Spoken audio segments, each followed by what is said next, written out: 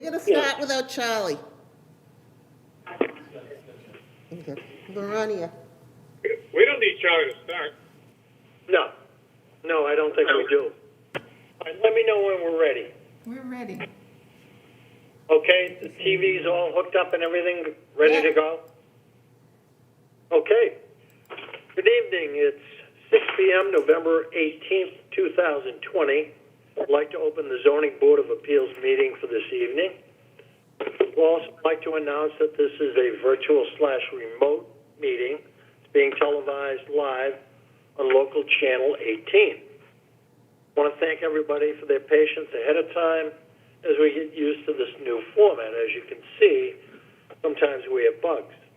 I'd like to announce that we will take public comment for every hearing at the end of that hearing. There's only one call-in phone line, and that number is 1-508-539-1400, extension 8585. And we must insist that there be a 1-minute time limit for each but a phone call because of the limited phone line situation. Okay, things to help the meeting go smoother. I think it'd be better to raise your hand to be recognized to speak and to mute your phone when others are speaking. Karen Singler and Marianne Ramiro are at Town Hall, and all other board members, including myself, are joining via Zoom. And since all 5 board members are here tonight, plus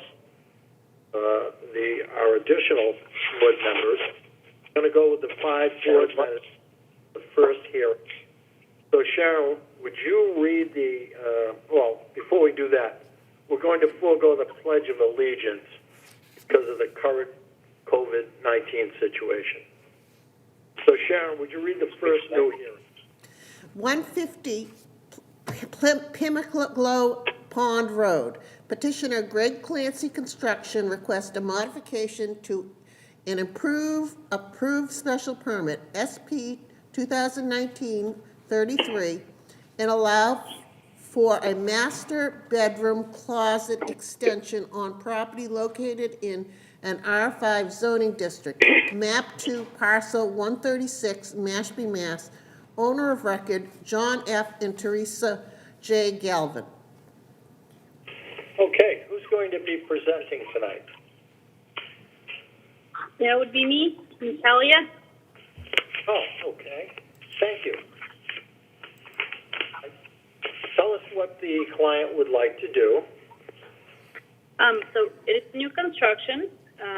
We're building a house, and so it turned out after it's all framed, there was a very small closet to a very big bedroom.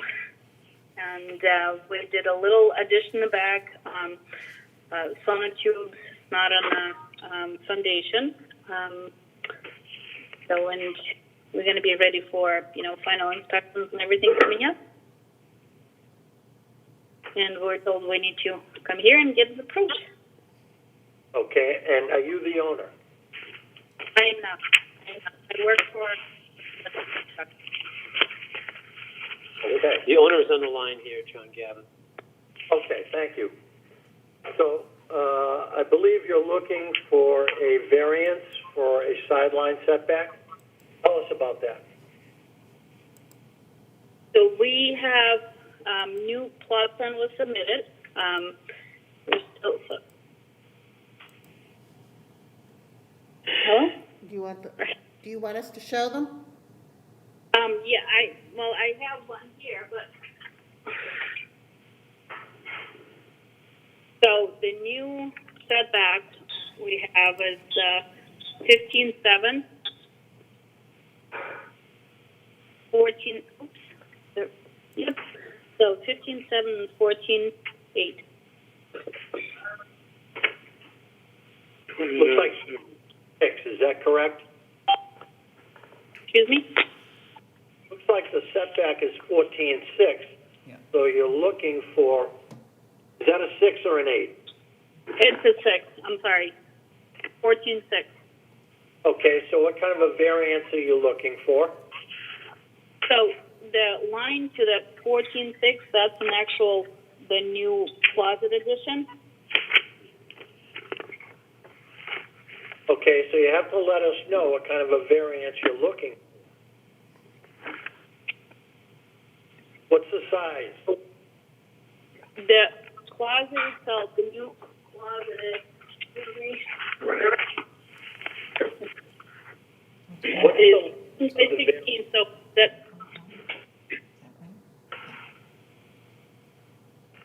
Okay, let me say it a different way. Are you looking for a variance of a half a foot?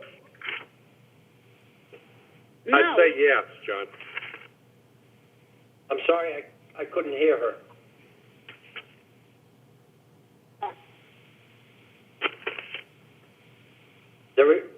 I'm sorry, I'm right here. I can't see anybody, I'm sorry, but I'm right here. So the new closet is 7 foot by 6 inches that was added in the back that shows the new setback, 14.6 on the sonotube foundation. I'm sorry if I'm misunderstanding the question. Okay. So the amount of the variance you're looking for is 6 inches, is that correct?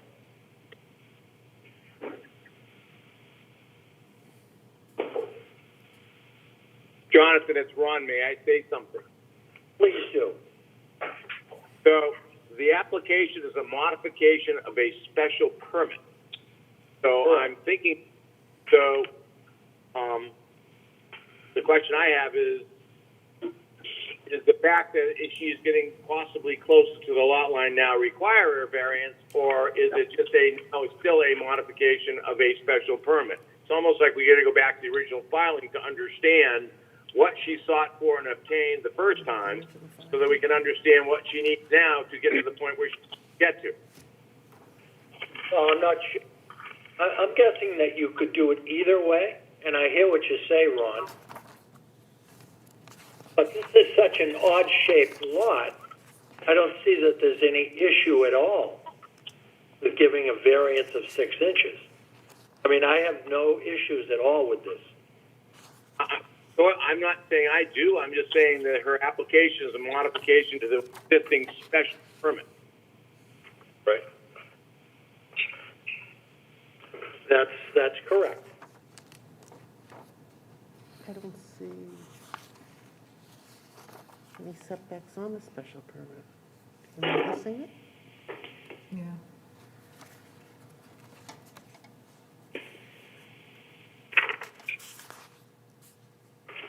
Okay, so what's the best way to proceed in your opinion, Ron? I'm only concerned, so I don't know if the original application for which we allowed this special permit, which this is referring to, now this puts us, because she's getting close to a lot line presumptively, does that mean that she needs a variance? I don't know. I don't have a problem modifying the special permit. I guess the question of Charlie, if Charlie's okay with a modification to the special permit, and he will issue a building permit based on down to, that's the question. Is Charlie here? Right. Charlie's not on the line yet, is he? Charlie. No. We lost Charlie. May I ask the applicant a question, Jonathan? Sure. Please do. I'm sorry, I forget your name, but are you saying you're getting 1 foot closer to the lot line that you presently are approved to build to? Is that correct? 1 foot closer? Correct. So it's the way it's interesting. It's a very interesting lot. So the closet actually follows. It's not really getting that much closer. I think, like you guys were saying, within 6 inches. It's just an addition with a special permit. So we were told to get an approval on that. So are you asking for an additional? So are you asking to go from 15.7 down to 14 foot 6? Because that's certainly more than 1 foot.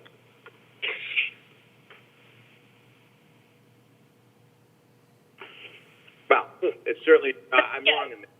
It is. It is Sorry. less than 1 foot, actually. It's like, Yeah. yeah.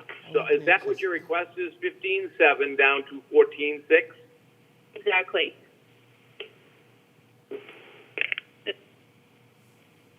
So Jonathan, I guess, if you want me to, I guess I could make a motion to modify the special permit from 15.7 down to a proposed 14.6. I have no problem with that.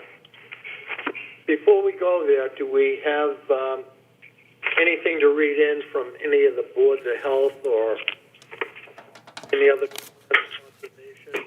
Board of Health has no comment. Conservation has no comment. And any comments from anybody else?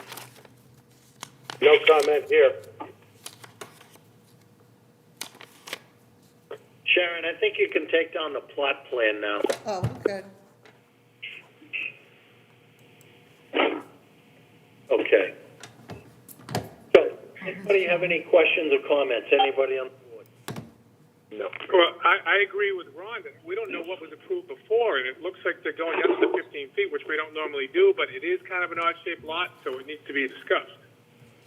Okay, well, Is that first of considered a all, hardship? it's in R3, and there's a 15-foot setback. So they could go to 15 feet without a variance whatsoever. But that's not what they're asking. That causes. I don't know if the That shape sound of the lot right? is considered a hardship or not. Well, first of all, it's an odd-shaped lot. Correct. Correct. So That's right what I'm there, they saying. have an That's out. considered a- Right. So I have no issues with this whatsoever. No. Anybody else have any Yeah. issues? Scott? Nothing else? No, because I think it's because it's an odd-shaped lot. I think that's the hardship. Right. Do we still have Ron? There's Ron. Any issues, Ron? I just wish Charlie was, because I believe the motion, if you're asking me to make it, will be that we're going to issue a modification to the special permit, and Charlie might say, oh, you need a variance. I don't know. So if you're asking me the motion, I'll take it based on the application. Ron, this is Charlie Rowley. I'm on the line. Hi, Charlie. So Charlie, if the motion were to be made to approve the modification special permit, Ron, I can Okay, talk, Ron, Charlie. it's Mary Ann. I can talk for Charlie, ask them to do a modification, so I think he's okay with it. perfect. Yep. Right? Okay, do we have anybody waiting No, to chime in? no, Okay. Ron, would you like to make a motion? Yeah, be more than happy. I'd like to make a motion that we issue a modification to an approved special permit, SP 2019-33, to Greg Clancy Construction at 150 Pimlico Pond Road to allow for the construction of master bedroom closet extension of property located in R5 zoning district, map 2, parcel 136, Mashpee, Mass. Bracket John F. Risa J. Gavin with the following conditions. Board has determined that the applicant meets the conditions of a modification of Mass General Law 48, Section 9 for the special permit. SP-2019-33. Foundation plot plan prepared exclusively for the purpose of obtaining a building permit, not for any other use. Location 150 Pimlico Pond, Mashpee, Mass. Scale 1 inch equals 50 feet. Date 4-29-2020. Revised 10/6/20. Reference map 2, parcel 136, PB 424, PG 46. Prepared for John Gavin. Prepared by Down Cape Engineering. House plan. Plan project. Main house extension, 150 Pimlico Pond Road. Designed by Main Street Custom Design LLC. Builder construction sheet elevation. First floor plan scale 1/4 equals 1 inch or 1 foot. Sheet A-A.1 of 2. Floor plan, right elevation, rear elevation, project 19-450, date 10/1/2020, A.2 of 2, foundation, floor framing plan, and roof framing plan. All town demonstrated on the record. Specifically, shown on the plan is there's a reduction from 15.7 foot on the sideline to 14.6 as depicted on the plan read into the record prior to this. Okay, do we have a second? Second. Okay, Jim Gould, second. I'll do a roll call. Scott, how do you vote? Yes. Jim, how do you vote? Yes. Ron, how do you vote? Yes. Bill, how do you vote? Yes. And I vote yes. Very good. Thank you. Thank you. Good luck. Thank you. Thank you. Okay, Sharon, would you read the next new hearing, please? And Scott is out on this. It's going to be 16 Spoon Drift. So in Scott's place, why don't we have Sharon, why don't you step in on this one? Okay. Stepping away. Okay. 16 Spoondrift Circle. Owners Peter R. and Caroline D. Owens request a special permit under 174-17.1 of the zoning bylaws to raise and replace a pre-existing non-conforming single-family residential structure on property located in an R3 zoning district, map 111, parcel 118, Mashpee, Mass. Owner of record, trustees of the Carolee D. Owens Trust. Okay. Okay, good evening, Mr. Chairman, members of the board. For the record, Kevin Corain, representing the Owens in connection with the raise and replace project that you have before you this evening. Sharon, if you want to pull up the existing conditions plan that we submitted.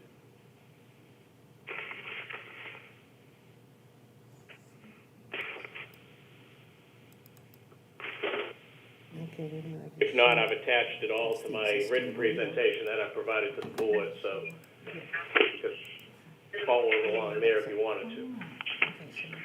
Okay. Yeah. And then we have the existing conditions plan. As you can see, this is an unusually shaped lot at the end of a cul-de-sac, and the lot drops off significantly into Spoondrift Cove. There's a severe coastal bank at the rear of this lot.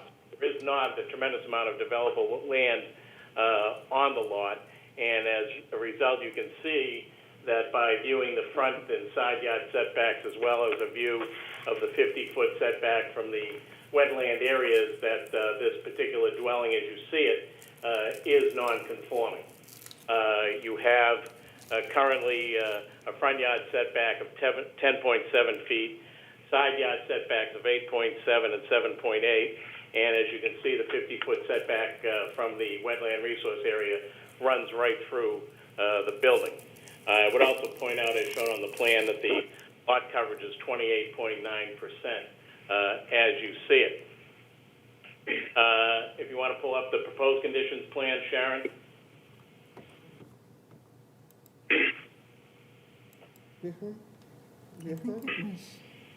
Below it.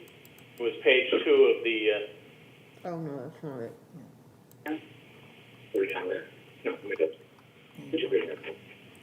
There it is. You just have to. Got As it. you can see, that is the proposed condition plan, and what we're doing under the proposed condition plan is replacing the existing 3-bedroom dwelling with a new 3-bedroom dwelling. As you could see from the photographs that I supplied in connection with my written presentation, the existing building is a single-story building. This building is proposed to be 2 stories. And we are improving some of those site conditions, non-conforming site conditions that I referred to early on. As you can see, we're improving the front yard setback from 10.7 feet to 11.5 feet. The side yard setback on one side is being improved from 8.7 to 9.5. The other side, it's improved from 7.8 to 9.9. Dwelling itself, even though it sits within the 50 feet, is improving the setback from the salt marsh from 13 feet to 18 feet.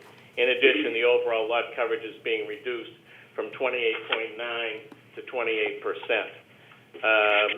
As you know, under the bylaw 17.1, the board can grant special permit relief for the raising and replacing of a single-family residential structure provided that no variances are required in order to accomplish that task, and provided the board feels that there's adequate land area for parking and setbacks as they may require. The board must find that the proposed conditions are not substantially more detrimental than the existing conditions, and I would suggest to the board that a number of factors would play into that decision. First and foremost, that we're improving all the non-conforming conditions on the lot. We're installing a new Title V septic system as part of the redevelopment plan. A two-car garage is now proposed, which addresses the parking criteria, and all new construction will conform to present-day both floodplain and building code criteria.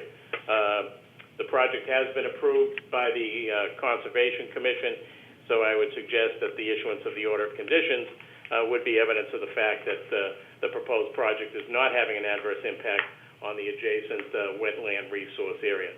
So I won't belabor the point. I know the board has a busy agenda. I've attached some floor plans. I did submit some revised floor plans, but that was to deal with two issues that were raised by the Board of Health in order to approve the new septic system. There were a couple of doors that had to be removed from the plan, and those were submitted to Mary Ann earlier this week, I believe. So I really don't have anything further to add. I believe we've covered all the bases that had to be covered in order to accomplish what it is that the Owens would like to accomplish, and we would ask that the board act favorably upon this request. Okay, well, I've looked this over, and it's a really good job. I've got no issues whatsoever. The only question I had, Kevin, you answered before I could ask it, and it was regarding the revised plans and the Board of Health. So, with that being said, I've got no questions. So why don't we open it up for anybody that would like to comment or question? Bill, why don't you start it? Yeah, I have no questions. Once I heard Kevin present about his changes, I think he's addressed the Board of Health issues. I have no problems with this. I think he meets all the criteria of 174-17-1. Ron? Adding a second floor, just one question I had was height of building, knowing that it's slopes off. It looks like it slopes off go beyond the building more than anything. I presume he's not going to exceed a height requirement. I guess that's the only question I have. The project has been designed by Tim Luff at Architect Associates, and I believe that the architectural elevations show what the proposed height of the building is. And if I were 20 years younger, I might be able to read the small print, but I think it conforms to the requirements of the bylaw. Mr. Chairman, I'll leave that for Charlie's confirmation. I'm sure it does. Anybody else? Jim Gould? No comment. How about Ray Farr? No comments. Jim? Ray Farr? Yes, no comment. How about Sharon? No comment. Hey, did I miss anybody? Is George still with us? George is with you, and no comment. Hey, who else do we have? Anybody? All right, so, seeing no more comments, let's read in the comments from the different boards. Sharon, would you read the Board of Health and Conservation? Yes, Board of Health, septic plan and architectural plan approved for 3 bedrooms. A rodent control inspection is required to be performed by an agent of the Board of Health, and an asbestos inspection must be performed by a private asbestos inspector as part of the demolition checklist. Demolition checklist shall be completed prior to the demolition permit sign-off. A disposal works construction permit is required to install the new Title V septic system. The building permit will not be issued until septic permit is obtained by the licensed septic installer. Conservation, 16 Spoon Drift Circle. An order of conditions was issued on property on October 1st, 2020.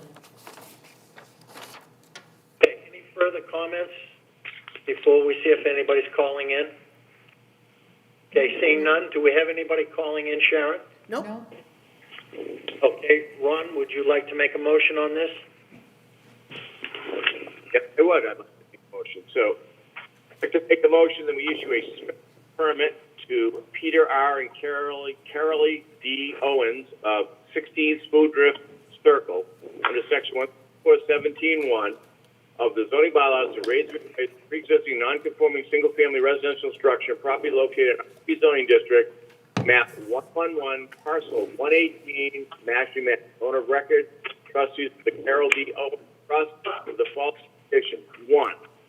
Order the all conditions of special permit under Mass General Laws 48, Section 2. Plot plan. Living conditions to demolition prepared for Peter and Carolee Owens. 16 Spoondrift Circle, Mashpee, Mass. Prepared by BSS Design Engineer. Was 20 feet. Date August 17, 2020. Drawn EJP job number 17126. Title existing and demo 1 of 3. Drawing number P25-45.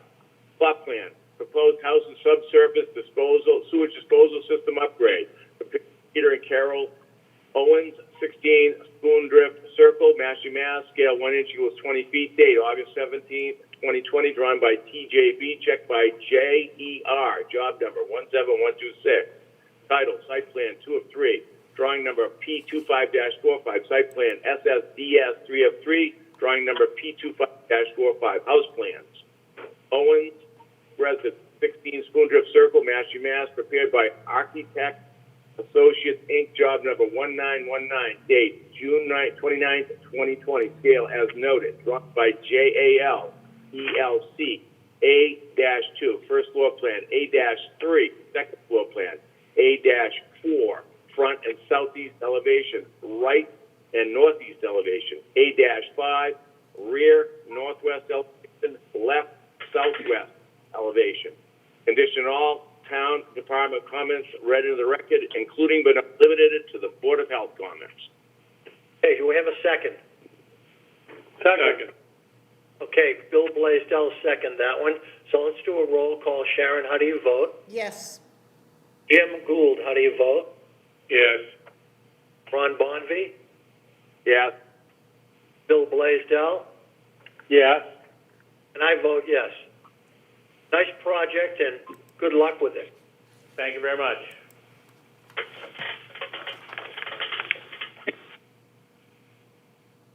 Okay. Sharon, the next one, let's see, Scott's going to be back, is he? Scott's back. Good. Okay, so Scott's back in. Bill, did you have a question?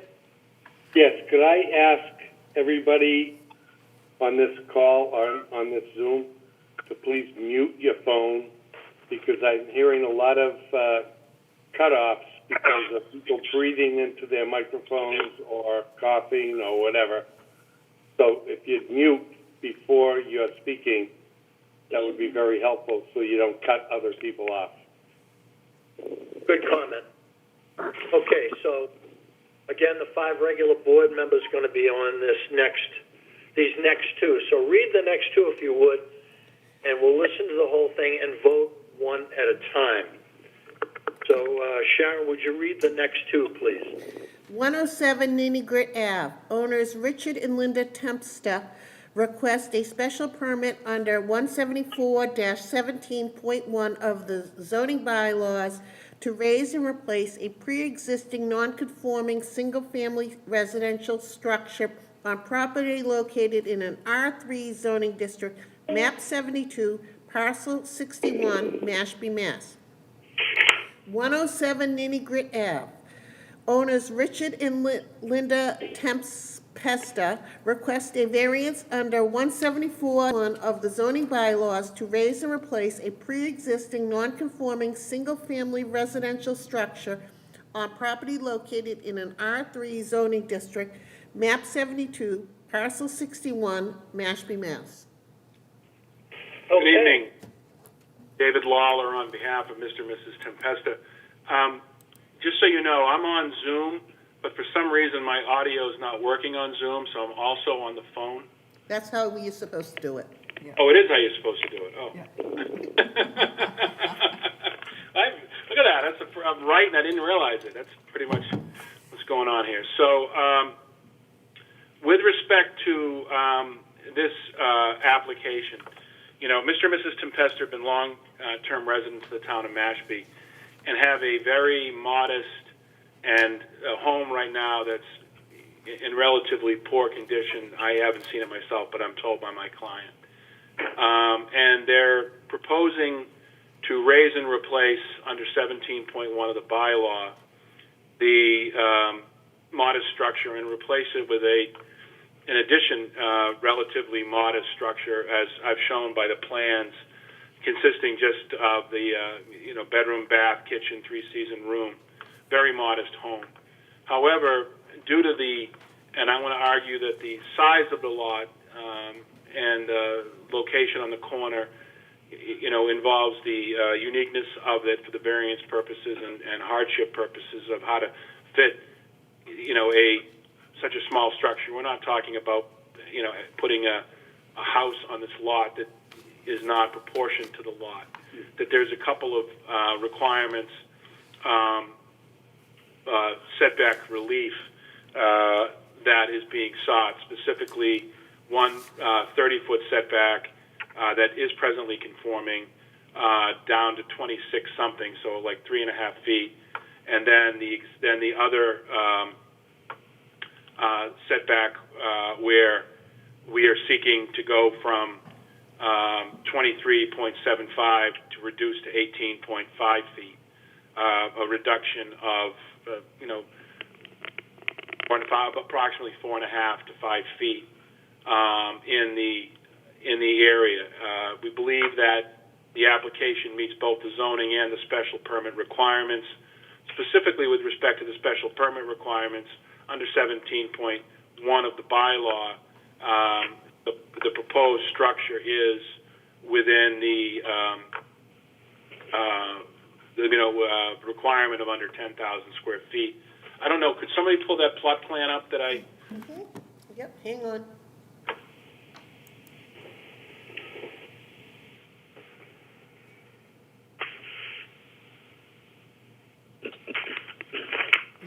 Butters deed narrative.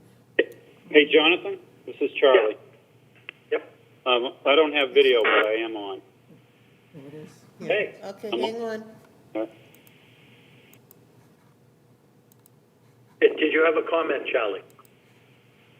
No, I just wanted to let you know I'm listening in. I don't have video. That's all. Okay. Well, thank you for that. And a couple of one other question that had been raised in this particular case is that the absence of a driveway. It's not a paved driveway, but there has been the existence of a driveway off of Nahono Road from the start. Now, if I don't know if that under Mashpee requires that the applicant to change the address. I was unaware that if the driveway dictated. I thought the frontage of the house and the location of the front of the house dictated where the address is. But in fact, there is a driveway on the property, and it is on the while facing the property on Nahona Drive. It's on the right-hand side of the dwelling, directly up, and they pull the car up to the side of the house, and that would continue under the present proposal. The Tempestas have been saving up for this. This is a big deal in their lives, and again, it's a very modest application. I understand that the necessity or the requirement under this particular plan for the additional relief makes it a little bit more difficult for the board. But I do suggest that the fact that it's a corner lot, the fact of the size of the lot, I can't certainly argue shape. It's a rectangular lot. I'm not going to tell the board in that regard. But I do believe those two fall within the variance requirements as well as the hardship requirement. And I would welcome any questions the board may have. Okay, let me start by saying, Sharon, I think you can take that down. Okay. But regarding your hardship, I certainly agree because it's a corner lot. And that means you would have to have frontage of 30 feet on both sides of it. Now, regarding the 18.5 feet, that's either going to be a side or a rear. And the setback in R3 is 15 feet, so you're covered there anyway. Okay, so thank you. Issue. The only question I had is regarding the driveway and some comments made by the DPW. And I think that information was probably sent to you, David. Is that correct? That is correct, and we will do whatever the DPW requires with respect to putting the driveway in, but the client wants to continue to have the driveway off of Nahona, and if we need additional relief in that regard, I'd be more than, but he doesn't want to pave it. He wants to keep it as a grass driveway. It's been used as a grass driveway. I think at some point there may have been some gravel under there, but I think it's so long ago that it's non-existent, so I don't want to. Okay. So let me ask you a question. They're talking about a curb cut, and I'm guessing there's no curbs there? No. So I'm not sure exactly what... I would agree that condition on the variance that we work with the town in that regard to ensure that we can adequately put in a driveway. If that wants to be a condition of the approval, we're okay with that? Yeah. Yeah, I have no issues with that whatsoever. But Sharon, would you read in Catherine Lorentz comments from Friday, October 16th? Yeah. Okay. Hi, Mary Ann. Regarding 107 Nigney Grit Ave, and it's dated October 16th. The property does not currently have a defined driveway, and the proposed site plan does not show a driveway. It appears they are parking off Nanaho Road. A driveway is required. If it is proposed off Nigney Ave, a curb cut permit will be required from the DPW. If the driveway is proposed off Nanaho, they may need to change their street address. I have copied the GIS coordinates on this email. So what I would propose is that we would be required under the, if we're fortunate enough to grant approval this evening, that we would comply with, either getting a curb cut on Nigney, which I don't believe they would do, or to work out. I don't believe you're required to have the driveway. I know many homes that the driveway off the main access for the address, but if that's required, we'll deal with it. Well, there's no overnight parking allowed in Mashpee. So they park on their property. They just... Right. I think because it's so... in talking with my client, I believe that but it was so long ago, gravel can... turn into lawn and dirt real quick, and it's been such a long time that we have to redefine the parameters of the driveway, and we understand that. And we would agree, again, that as a condition of the approval. Charlie, could you comment on the driveway situation? Are you there, Charlie? Yes, I am. That's up to the 911 coordinator. They do like to have the driveway on the, front door side, but it really comes down to Clay looking at that. Okay, so that's an issue that, David, you're going to have to work out with the GIS coordinator. No matter what it is, we've got to get that straightened out. And we also have to get the DPW satisfied. Other than that, I have no issues whatsoever with this project. Okay. Can we make that conditional on the approval and then approve it tonight? Yeah, I have no reason not to. Does anybody have an opinion on that? Any board members? Bill, go ahead. Yeah, I have no problem with that either. We just condition it on that. Perfect. Right. Is Ron still on the call? Oh, there you are. Ron's here. Got it. Gotcha. Okay. Anybody else have any issues or questions or comments? Nope. Can you guys on every town I go in front of?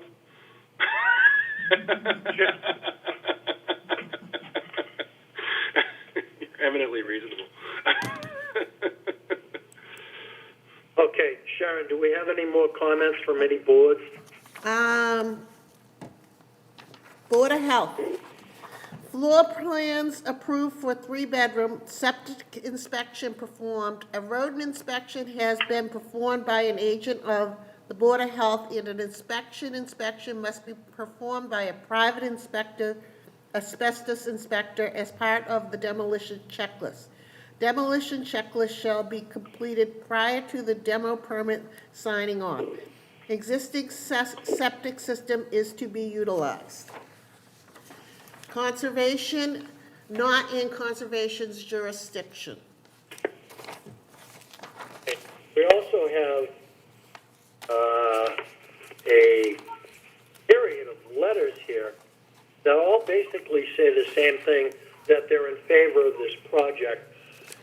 So rather than spend 20 minutes reading all of this, why don't we list the names of the people that are in favor of this project and their address?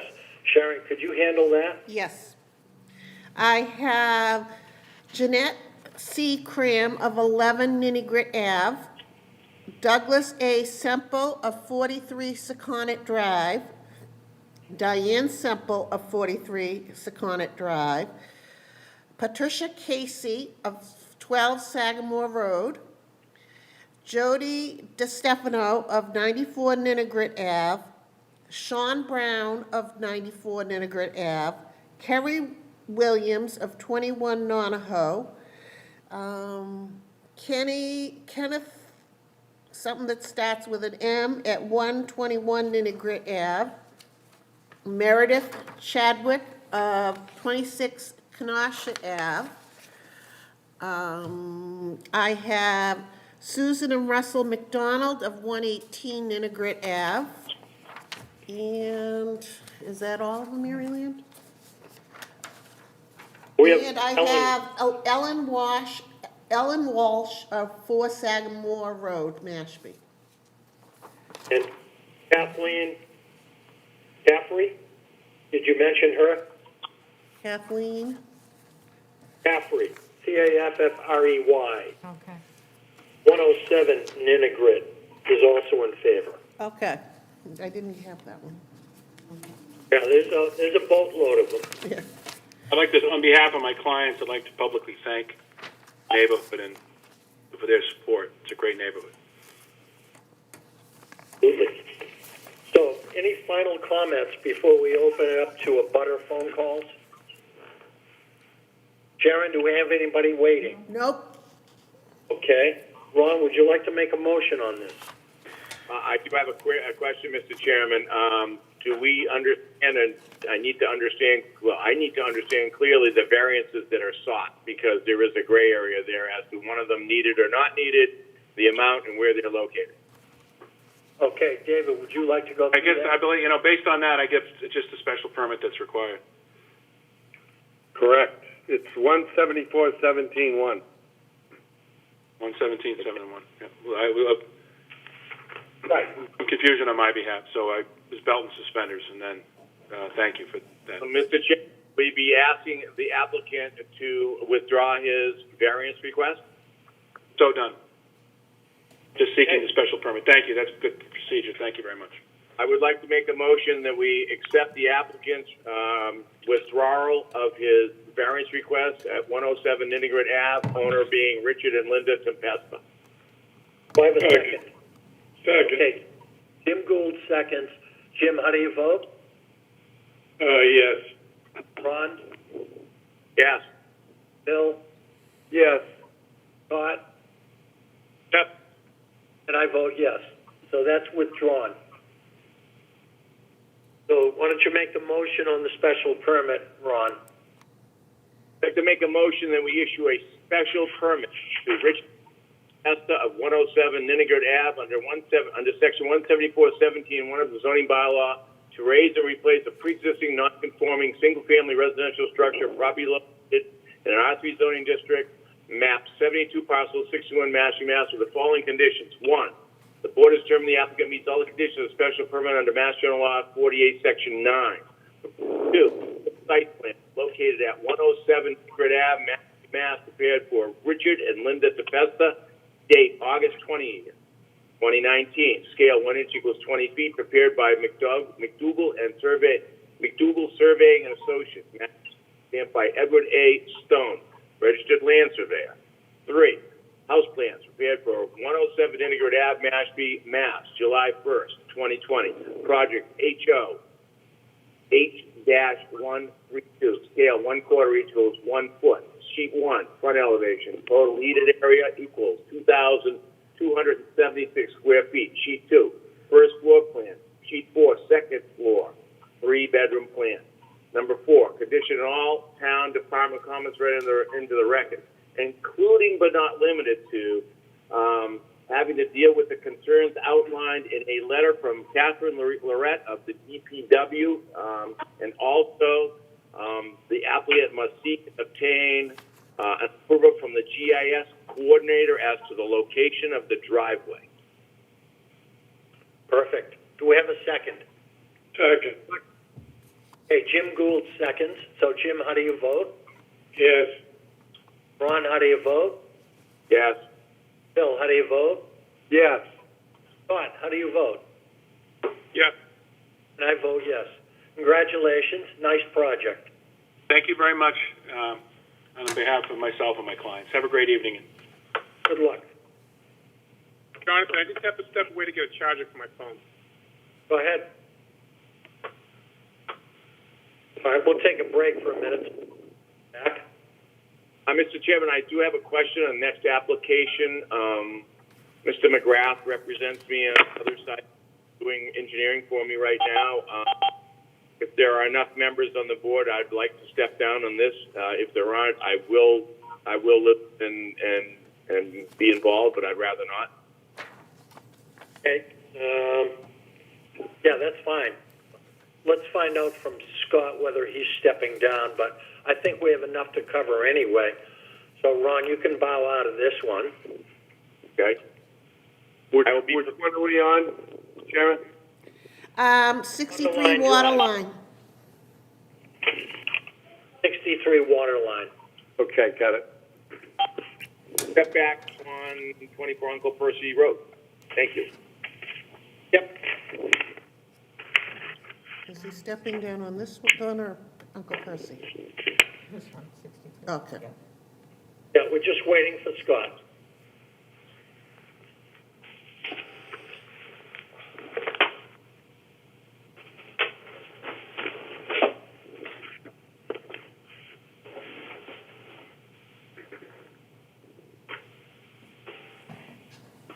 Actually moving pretty quickly.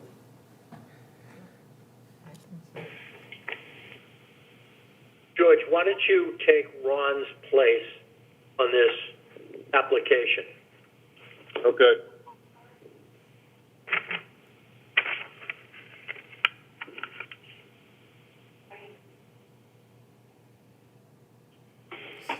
Okay, Scott's back. I'm back. Sorry. Okay. Sharon, would you read the next new hearing, please? 63 Waterline Drive South. Owner Robert H. Lewis, trustee of the 63 Waterline Drive South Nominee Trust, requests a special permit under 174-17.1 and 174-33 to raise and replace a pool and patio and construct in addition to the existing dwelling on property located in an R3 zoning district, map 120, parcel 143-0, Mashpee, Mass. Okay, George, you'll be sitting on this, as I said, along with Scott, myself, and Bill. and Sure. Jim. Yeah. So, Mike Ford, go ahead. Thank you, Mr. Chairman. Right out of the gate, I've got to apologize for a misnomer on the applicant. The name is Lewis Robert, not Robert Lewis. And I think in our office, we just naturally gravitated toward Robert as the first name and put it down in that fashion. But the correct legal name, Mr. Chairman, is Lewis Robert, trustee, not Robert H. Lewis, and I apologize for that Scrivener's error. Okay. How did it appear in the paper? How did it appear in the paper? I believe, look. It was the 63 Waterline South Nominee Trust. 63 Waterline Nominee Trust. So that covers that part. Yeah, he's just the trustee. So we advertised it through the trust, but I did want to correct the name of the trustee. All right, Charlie, did you see any issue with this? Are you still there, Charlie? Yes, I am. Any issue with the name being wrong? It depends on how it was advertised. I mean, No, it's fine, it's just a typo, it's not a problem. As long as the description is there and the name for the nominee trust is there. So the person's name did not appear in the way it was advertised anyway. Correct. But that's okay, the trust was listed. The trust is the same, that didn't change. Yeah. So Charlie, do you have any issues? no, I don't have any issue. Okay, Mike, go ahead. Thank you, Mr. Chairman. So, as indicated in the application, this is an application for a special permit under your non-conforming section 174-33 to remove an existing pool and patio that lies between the house located at 63 Waterline Drive South and Great River, and replace it with a new pool, patio, and a small 48 square foot three-season porch.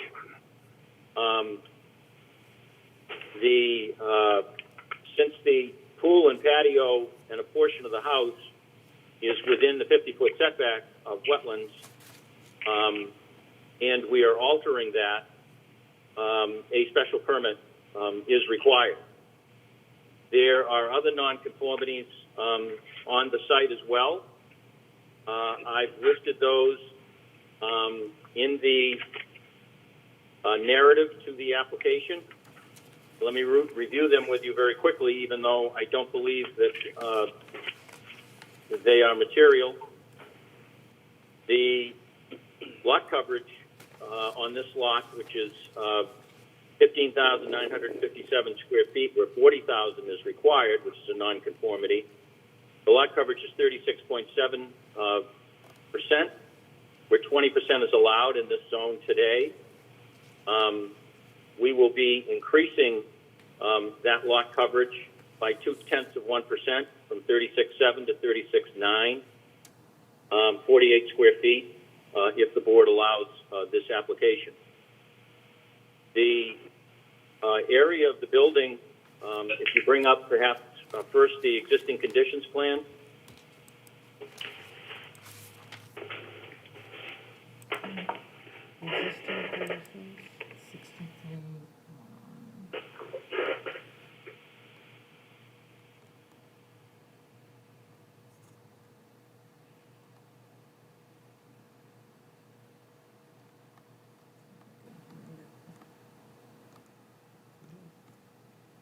Not seeing it. Did I send it to you? I don't have anything on this one, do I?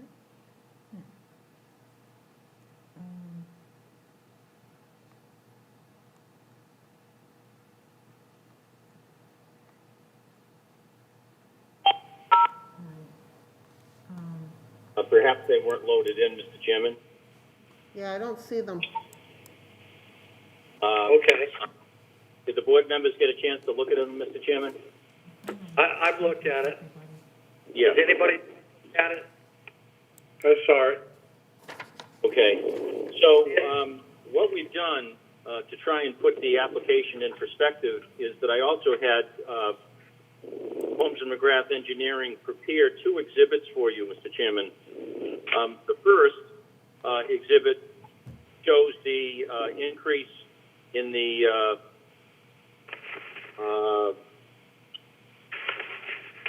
proposed impervious surface. The board members have had a chance to see this exhibit. This is the one called Impervious Surface Exhibit. But it shows the existing area in green and shows where we are within the setback and shows where we're changing things in red. So we're really changing the configuration of the patio. The proposed increase in the patio within that setback area is 169 square feet. We're removing 121 square feet, so the net plus alteration is 48 square feet. But the benefit here is that the 48 square feet is farther away from the wetland. In addition to that, the existing pool equipment is located within about 15 feet of the wetland resource, and that's being removed down along the side of the house, outside of the 100-foot setback, the 50-foot setback requirement. So they went to the Conservation Commission. The Conservation Commission approved the project. The other aspect, in addition to removing the pool, Mr. Chairman, and putting in the new pool and patio, is the proposed addition of a 3-season porch that is in an area where there is existing patio now, so it's over impervious surface. It will be an unheated room, screened in front and windows on each side. It's 6 by 15, and as I say, it's an unheated 3-season porch addition. So that's a small addition to the house. So that triggers the need for the special permit relief, as well as the reconfiguration of the patio and the pool within the 100-foot setback area. There's no change to any sideline setbacks. There is that small 2% increase in the lot coverage.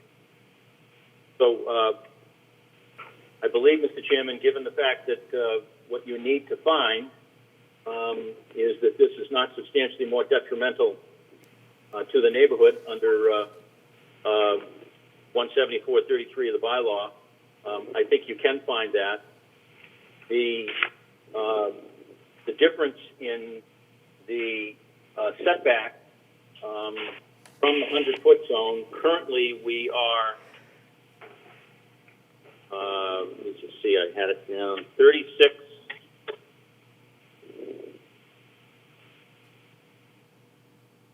I think we're 36.7 feet. 36.7 feet. We're going to end up being 36.4 feet. So a slight improvement in the setback. That's how much of the setback we don't make. We're going from 17.3 to 17.7. So a little bit of a gain in terms of the setback. Mike McGrath is also on the call, Mr. Chairman.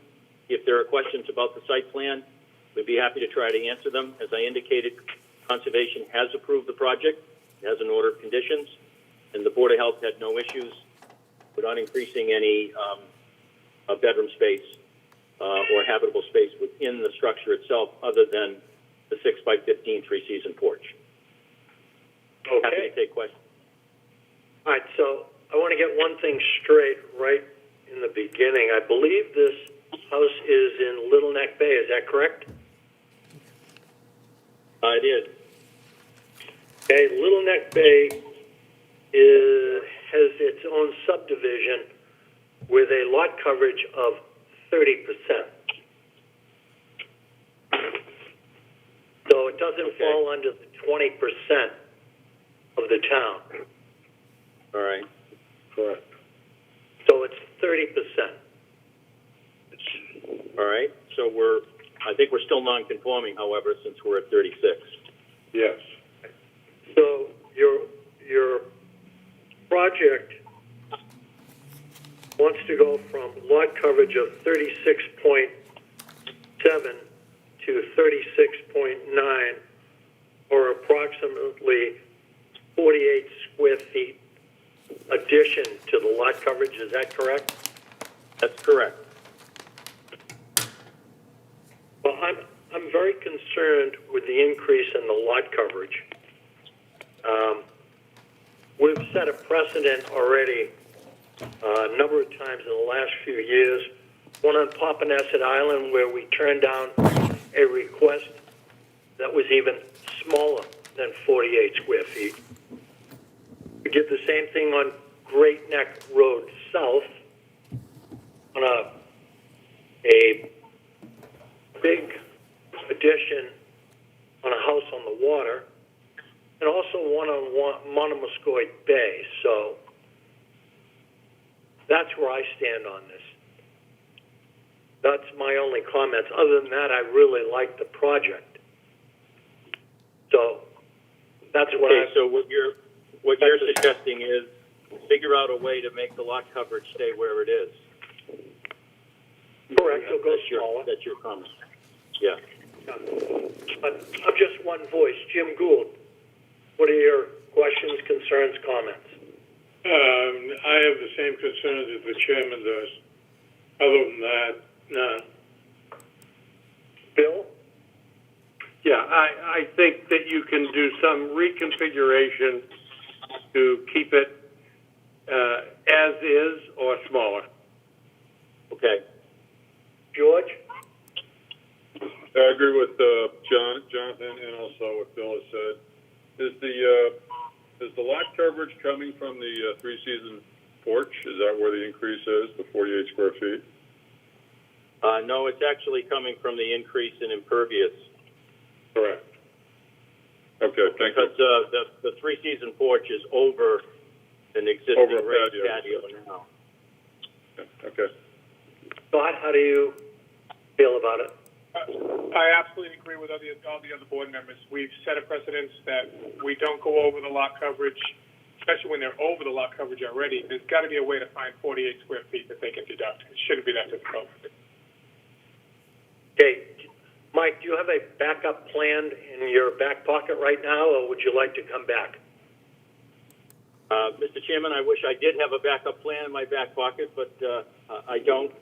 Frankly, if I had known what your consistent policy is, as you've articulated it, I would not have brought this forward in this fashion. So what I'll do is if I may, ask for a continuance, Mr. Chairman, to the next meeting. Review this matter with the client, and Mr. McGrath and I will see if we can assist him in finding some square footage as the board members have recommended. Okay. We have an issue with the next meeting. Unfortunately, it's sold out with 12 hearings, and we've already turned down others. So I think we're talking January. So let me refer to Mary Ann. Mary Ann, Yep, what do we have available? January 13th. Is that good? Mike, would that work for you? January 13th. Let's see. I have a hearing. No, yes, I'm okay. I have a hearing, but it's at 9 o'clock in the morning, so I'd be fine. Okay. Okay. So, Scott, would you like to make a motion to continue this to, what, January 13th?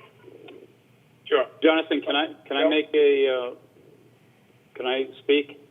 Sure. Who's this, Charlie? Yes. Yeah, go ahead. I'm just wondering why it's a 174-17.1 and 174-33. Shouldn't it have been a 174-17? Yeah, I agree. I did apply under both 174-33 and 174-17. I did not apply under 17.1. Well, that's what's on here. Well, what's on the application? Did you have the application?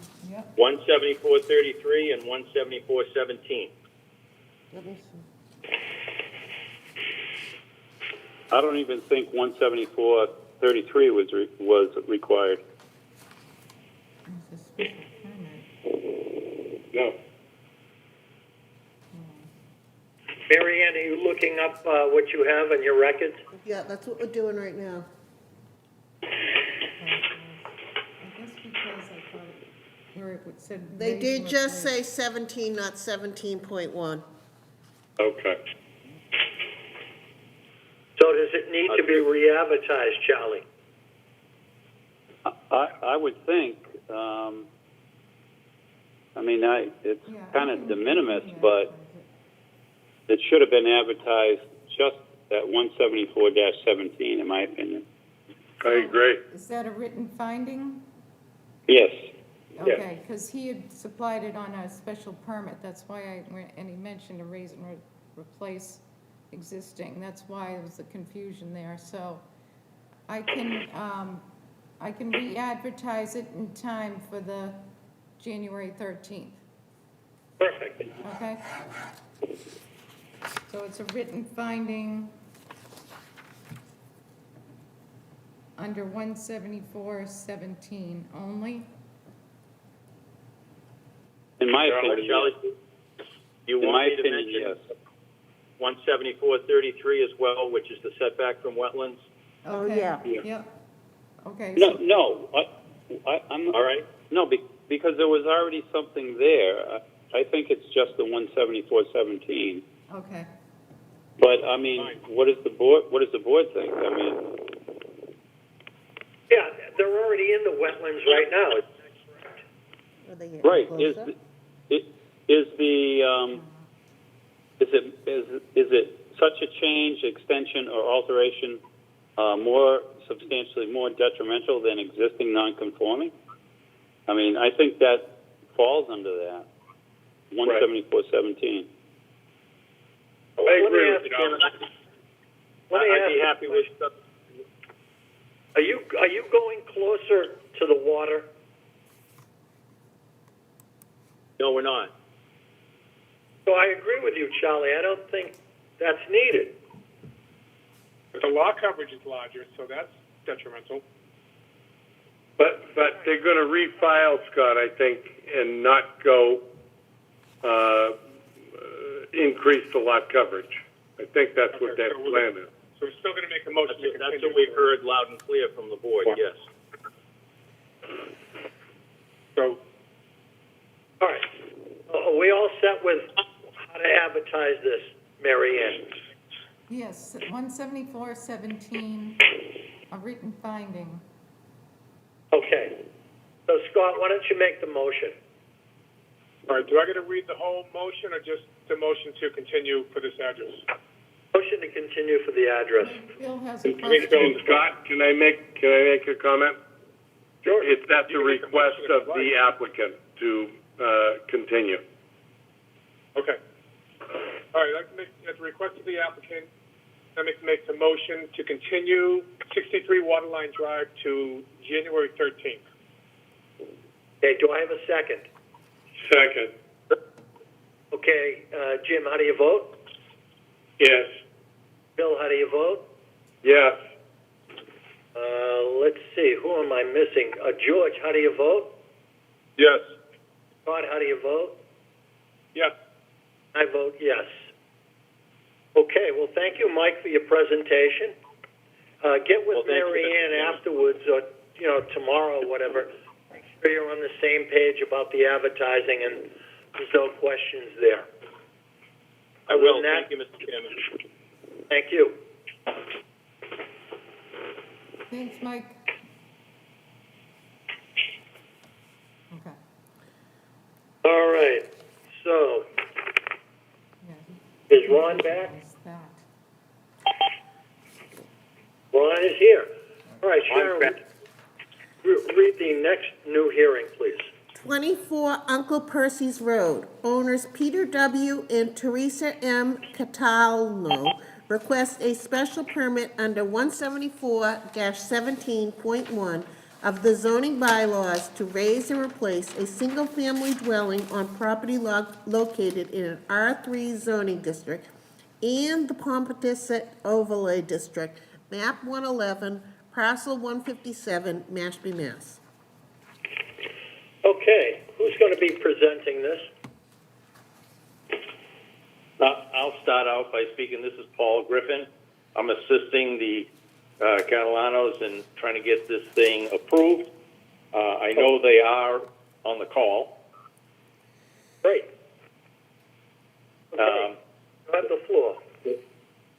I hope you can give us some leniency here. We're not as polished as all your other presenters. That's quite all right. Right now, Tell us exactly what you'd like to do and what you're looking for from the board. that's fine. The present structure that's on the land does not meet the setbacks on the south side, and it looks like on the east side. The south side is 3 feet now, and the back is 6.5. The new plan, the only place we have a problem with the setback is on the south side. We've been able to increase that to 8 feet, and we meet all the other setbacks. The lot coverage is improving from 30.2% to 22.03%. We have understood that the Board of Health did do a walkthrough and confirmed that it's a allowed three-bedroom house, and we were told there's no issues with conservation. It is not in the flood hazard zone, but it is part of the Pompanesett overlay. Okay. So you're taking down this 3-bedroom dwelling and replacing it with a brand new 3-bedroom dwelling. And I think we have some pictures, do we, Sharon? Pictures? That's a site plan, it should say. Some plot plans and Yep, hang on. pictures of the house, proposed house. Proceed. I sent everything. No, I got it. Yeah, there you go. Now I'm nervous. All right, hang on, it's coming.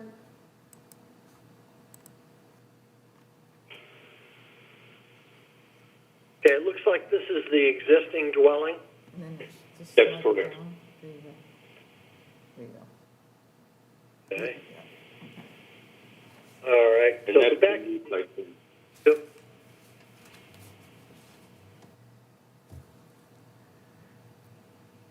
Sharon, could you go up to the existing? Okay, so it looks like there's the paved driveway and a garage, a big deck, and a 3-bedroom house. And up top, it looks like there's a 3-foot setback to the property next door, 6.5 feet in the back from the deck to the rear. And looks like closest of what? Is it 21.8 or is it 26? What is the lot? It's like 21.8. Yeah, 21.8 to the steps. The house is 26 feet from the property line in the front. Okay, so the steps, Okay. I think the steps are exempt, aren't they, Charlie? Yes, that's correct. The open deck or platform can be 4 feet into the setback. So this is And 5. That's 5 feet. So then this is considered part of the structure, Charlie? Yeah, the landing or platform, yes it is. So the setback then is 21.8 from the front currently. Yep. Okay. So the proposal is to go from 21.8 to 25. Is that correct? Yes, And in the back, it's going to go from 6.5 to stay at 6.5. Is that correct? well, if you include the deck, that's correct. Yeah, that's part of the structure. And on on the, I believe it's probably the west side. It goes from 3 feet to 8 feet. Is that correct? That's correct. I think it's the south. On the drawing, it shows the arrow as I see it, but I could be wrong. Okay, that's fine. All right, so you're not really looking for any variances. Your lot coverage is decreasing, is that correct? Yes. That is correct. And it's going from what to what? 30 to 20? The lot coverage was at 30.2. It's now going to 22.03. Okay. So you're really not looking for anything from this board other than the special permit. You're making life a lot easier for the board. Yes, I'll tell you. that's what I understood. Yeah. So, let's see. I think there was only one particular question. It was the Board of Health. Yeah. The Board of Health had something to say. Sharon, could you read that in? Yep. Board of Health. The existing 3-bedroom septic is to be utilized. The proposed floor plans have 4 bedrooms shown.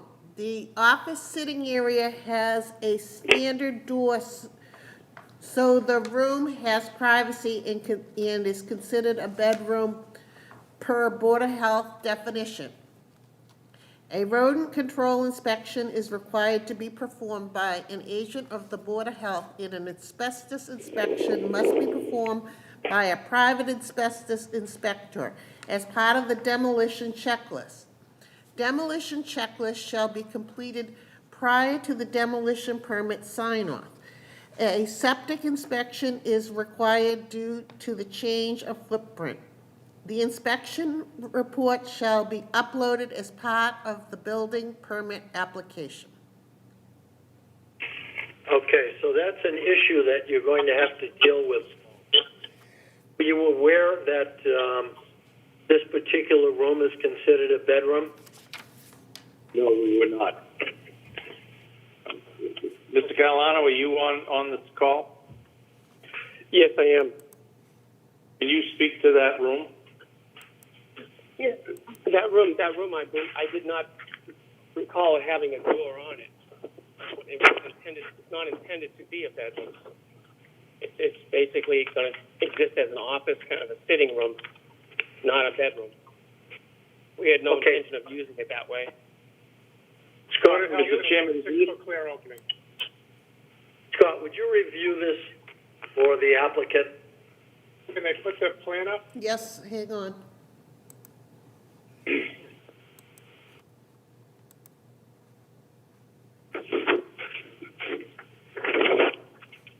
Oh boy. Wow. A little bigger, maybe? I keep looking. 20 times bigger? Is it on this floor or is it on the second floor? I believe it's on the second floor. I think it's on the second floor because there's already a master bedroom on the first, so it'll be at the second floor. All right. Slide it over. Is that the second floor? There we go. All right, we got. Bigger. So there, you come up the stairs. Bedroom. Yeah, that office has got a clear opening. I don't understand the issue. Oh, there's a door going from the hallway. Right. Yeah, okay. Yeah, they get that. We can eliminate that. Yeah, it's not going to work. It's going to have, for Board of Health, I know what he's going to want. He's going to want a 6-foot clear opening unless you make that opening as wide as possible, which I think is 3'4", and then that has to be an open railing along the stairs. You'd probably let that go. That's fine. So open right here. No, along the long lane. Right here? If we could just make it a conditional They upon might Board want of a Health. half wall with that. Yeah, Ron, make it a condition that they make that opening there. To meet Board of Health requirements. Right. Mr. Chairman, if I could just give you one comment. One of the things when we were dealing with the Catalanos on this, if you look at the first floor plan, you'll see they have a kitchen and a family room. originally the living room was in the front, but because they're getting older, they wanted it downstairs. That's why, to some degree, it was going to be a seating area as well as an office on the second floor. There was no intent to have 4 bedrooms. Well, that door makes it a bedroom, according to Board of Health. Yeah. But no, and they agree with you. We just never picked it up. Okay, so, It's a simple fix. They're just going to have to get rid of the door and make it a half wall along the stair there. And I think That's Glenn fine. will be okay with that. what are you talking about on the wall? Point it out if you would, Sharon. It's where, Sharon, right where you were pointing, that 3-foot long wall, right? Yeah, This no, right there. Yeah, right there. So that's a half wall, and then a railing running up. I don't even think you'll need a railing along the stairway, along the long way, too. That's correct. So on All right, two sides of that stairway would have to be a railing or a half wall, and then no door. And I know Glenn will be okay with that. And that's feasible. Well, I'm not speaking for Glenn, but I think he'd be okay with that. Can I say something? This is Charlie. Go ahead, Charlie. Why don't we make it contingent on the Board of Health, accepting that half wall, whatever they want to do with that. Right. Absolutely. Yeah. Good idea. Yeah, that's the condition. The other thing is we're going to need an updated plan once it is been signed off by the Board of Health. For our records, we change this particular plan to represent what's actually going to be built, an as-built. Would you agree with that, Charlie? I don't think that's a zoning issue. I think that's a code issue. Well, we want it for the record. Isn't that correct? Well, you're going to that's have okay, to record. Mr. Chairman, we'll gladly deliver that. Not a problem. Okay. Good. All right. Any other questions or comments? Nope. Okay. Sharon, do we have anything from any other boards? Conservation has no comment, and we have an abutter letter. Okay, would you read the abutter letter?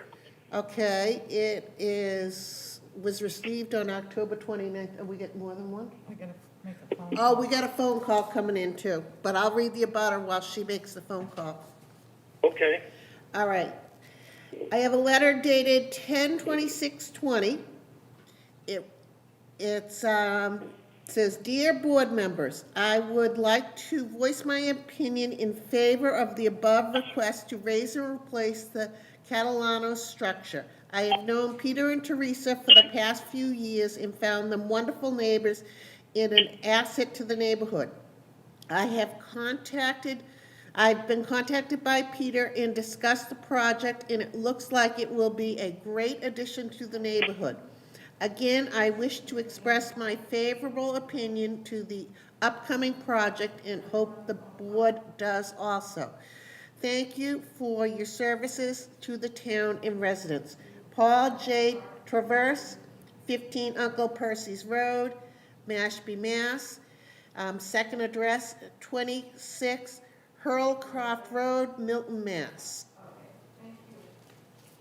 Okay. And are they coming, Marianne? Ma'am, They don't somebody need to- waiting on the line? Nope, they decided not to. They're listening. They're okay with it. Okay. Yeah. All right, so, Ron, can you make a motion on this? Do we have any final comments before we do this? Okay, Ron, if you would. Certainly. I would like to make a motion to issue a special permit under for section 7417(1), the zoning bylaw, to Teresa M. Catalano and Peter W. Catalano of 24 Uncle Percy's Road. That special permit is to raise and replace a single-family property located in R3 zoning district, the Papaneset overlay district, map 111, parcel 167, Mass, following conditions. 1, was the applicant meets all the conditions of special permit under Mass General Law 48, Section 9. Type specific conditions prepared for Peter and Teresa Catalano, 24 Uncle Percy's Road, Mashpee, Mass. Scale 1 equals 10 feet. October 6, 2020. Existing lot coverage 1904 square feet equals 30.2%. Signed and stamped by John P. Doyle III, registered plan surveyor number 33589. Number 3, site plan, proposed dwelling for Peter and Teresa Catalano, 24 Uncle Percy's Road, Mashpee, Mass. Scale 1 equals 10 feet. October 6, 2020. Proposed lot coverage 1,386.4 square feet, which equals 20.03%. Signed and stamped by Peter John Doyle III, registered plan surveyor number 33589. House plan, preliminary plan and not construction use. Project title, Catalano Resource Management Consulting Corp. Project location, Mashpee, Mass. Hamilton Building Services. Date 1/8/20 scale as noted. Project number 2-00101. A-1 elevation, A-2 first floor plan, A-3 second floor plan, A-4 basement foundation plan, A-5 condition. All town comments read into the record, including but not limited to the Board of Health issue in reference to the bedroom count, which the applicant must deal with and satisfy the Board of Health concerns. Also, the applicant, upon receipt of the approval from the Board of Health and amendment of said plans to meet that condition, he will submit those plans, the applicant will submit those plans to this board. Okay, excellent. Do we have a second? Second. Okay, Jim, you second. So, Jim, how do you vote? Yes. Bill, how do you vote? Yes. Scott, how do you vote? Yes. And Ron, how do you vote? Yes. I vote yes. Well done. Good luck with that, and make sure you make the Board of Health happy. Oh, we will. Thank you. Thank you for your consideration. Thank you. Very good. Bye-bye. Bye. Okay. So on the next application, Ron is going to be stepping down. Is that correct, Ron? That is correct. Okay, I'm going to have Jim Raypart get in Ron's place. So Sharon, will you read the next new hearing? 950 Falmouth Road, Route 28. Petitioners, Preservation of Affordable Housing LLC request a comprehensive permit under Mass General Law, Chapter 40B, 20-23, and 760 CMR 56.00 to construct 39 low-income housing rental units on property located in a R3 zoning district. Parcel A, map 93, parcel 6-0, parcel B, map 93, parcel 7-0, and parcel C, map 94, parcel 7-0.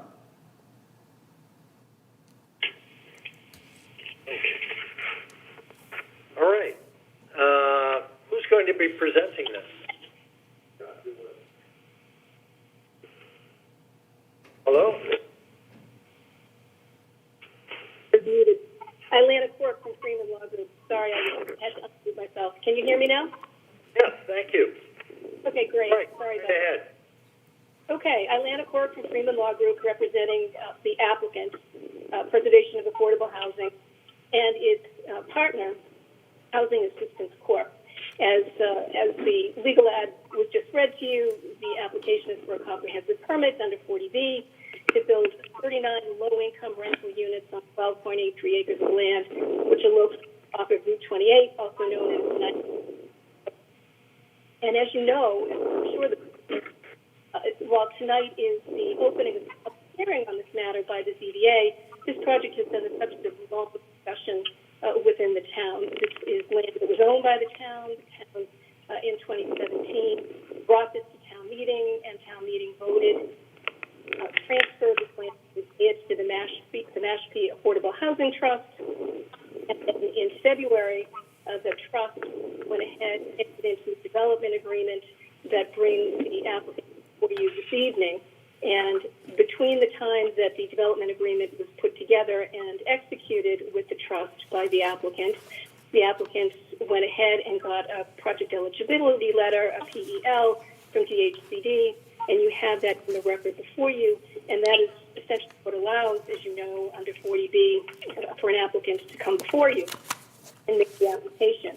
And that application establishes that he is a proper applicant, that it's a proper project, that it's a feasible project, that it's fundable, and so on, and that the applicant controls the property sufficiently. And so tonight, you're going to be hearing from both SOA, the applicant, and its co-developer, its partner, Housing Assistance Corp. They each have deep experience in developing affordable housing, including on Cape Cod. You'll hear from both of them this evening regarding the details of the project. You'll hear from David Quinn of Housing Assistance Corp., Corey Feltos from COA, civil engineer Brian of Horsley & Witten, and architect Stephen Tice Design Associates. So I'll go ahead and turn things over to David Quinn from Housing Assistance Corp. But just before I do that, I would like to ask the board for some indulgence that once the presentation is over this evening, if time permits, I would like a moment to review a housekeeping matter with the board, because with the application, the applicant submitted a number of checks as required under your rules, and there are two of those checks, two of those fees that we're looking for waivers from. And so if time permits, at the end, after the presentation is over this evening, we would like to talk about the waiver of those fees and perhaps the return of those checks. But without further ado, I'll put it over to Dave Quinn. Okay. Thank you, Ilana. And my name is David Quinn. I'm the Director of Housing Development at Housing Assistance Corporation. Before I jump in, I think we had a PowerPoint presentation or a PDF that we're hoping to share. Hey, Dave. This is Brian. I was going to request from the board if I could share my screen so I could click through the presentation and point things out as we go, if the board would be agreeable to that. That sounds good. Let me interrupt for one moment. We have a lot of background noise. So if you're not speaking, could you mute your phone, because there's some audio feedback. It's interrupting everything. So when you're going to speak, make sure you hit the button so we can hear you. And when you want to speak, just raise your hand and I'll call on you. So whoever's next, please go right ahead. And who did you want to turn it over to? I'm turning it over to Dave. I'm sorry? Dave Quinn. But what the engineer Brian Kuchar is asking is whether he can share the screen so that he can put the PowerPoint up. Okay, according to Sharon, yes, we can do that. Go for it. I assume that Brian will do that. Great. Very good. Excellent. Okay. Thank you again, and good evening, everybody. My name is David Quinn. I'm the Director of Housing Development at Housing Assistance Corporation. And before we hand it over to our technical team to go through the details of the project, I just wanted to take a moment to introduce myself and Housing Assistance Corporation and our development partner, Preservation of Affordable Housing. For those of you who are not familiar with HAC, we're a local nonprofit organization. We're headquartered in Hyannis, but we serve all of Cape Cod and the islands. We've been around for over 45 years, have about 120 employees, and we offer a wide variety of different housing services. So, Brian, if you could just click forward a couple slides. Yep.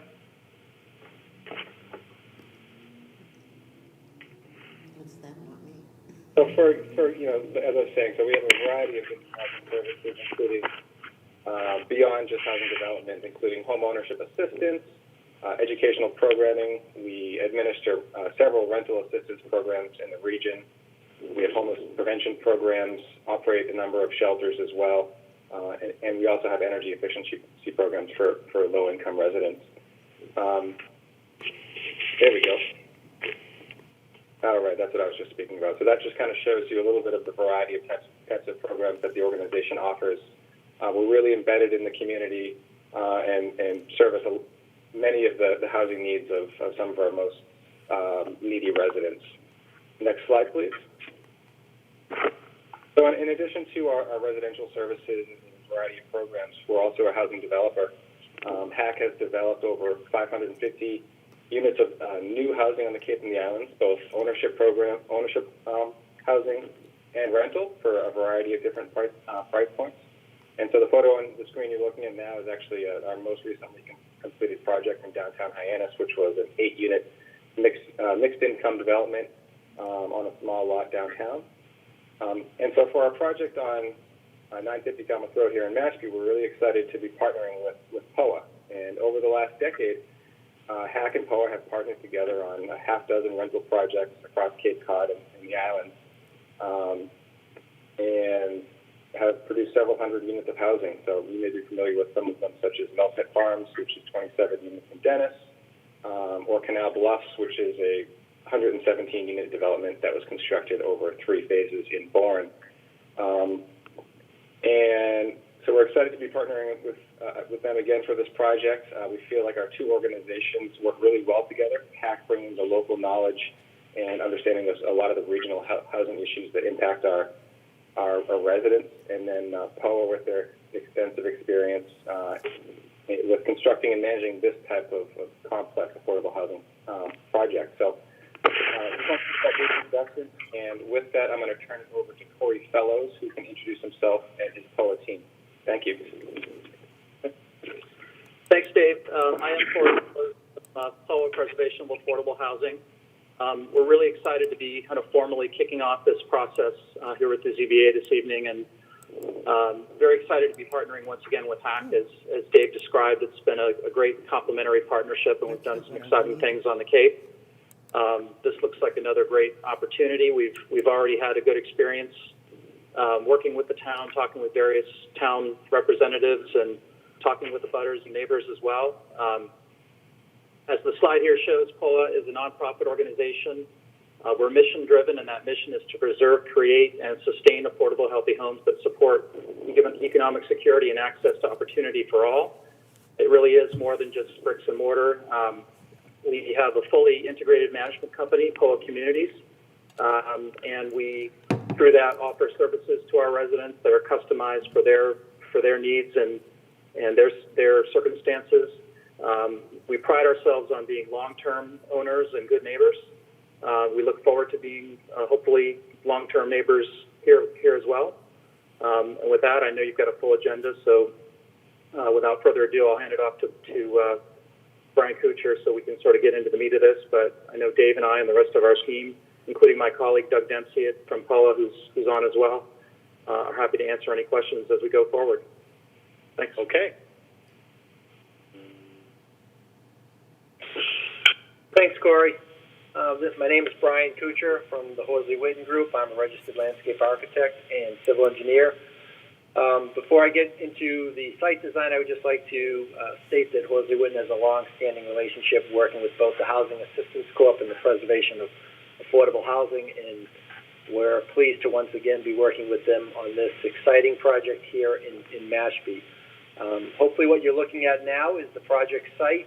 It's an aerial view, sort of zoomed out, north being the top of the page, or to get yourself oriented, Mashpee Commons would be just slightly off the top of the page here.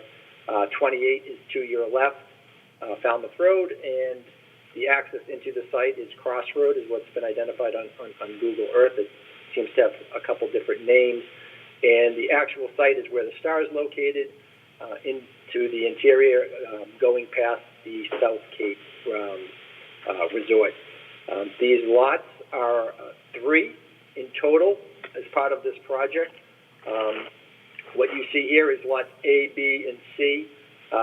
The grayed out portions of lot A and B indicate the approximate area of the proposed development and some of the other site amenities. Lot C will remain in will be placed into a conservation restriction as part of the agreement for the wastewater, the advanced treatment wastewater plant that will be provided, being within a Zone 2 and a nitrogen-sensitive zone. We're providing an advanced treatment system. and as the nitrogen aggregate calculations require, we're providing offset. So parcel C will remain undeveloped. This is the existing condition laid on top of an aerial. It's just zoomed in now. Again, Falmouth Road here in the upper left corner. The site's serviced by the access of Cross Road into the property. These are the two main lots. They're in the two main areas of development. You can see the site slopes from northwest to southeast, with wetlands located along the eastern boundary of the property.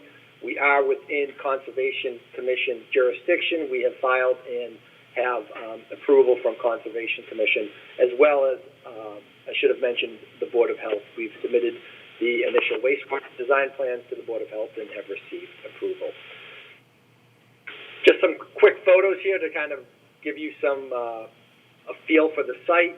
This is looking at the particular property, looking up Cross Street towards Falmouth Road. You can see it's a paved road, and then it currently just ends, and it's a dirt road with some runoff that comes down sort of uncontrolled and causing a little bit of erosion. This is just some of the runoff that comes from the abutting properties, and then, as you can see in the photo on the right, scouring as it eventually drains down into the wetland. There's also some debris, construction debris, that's been dumped down there over time. We would be obviously removing that as part of the project. I should also mention we have done a phase 121E environmental assessment, and based upon some of the debris you've seen here, we, as a caution, we did a phase 2, and both came back clean. So we have a clean bill of health as far as environmental constraints on the property.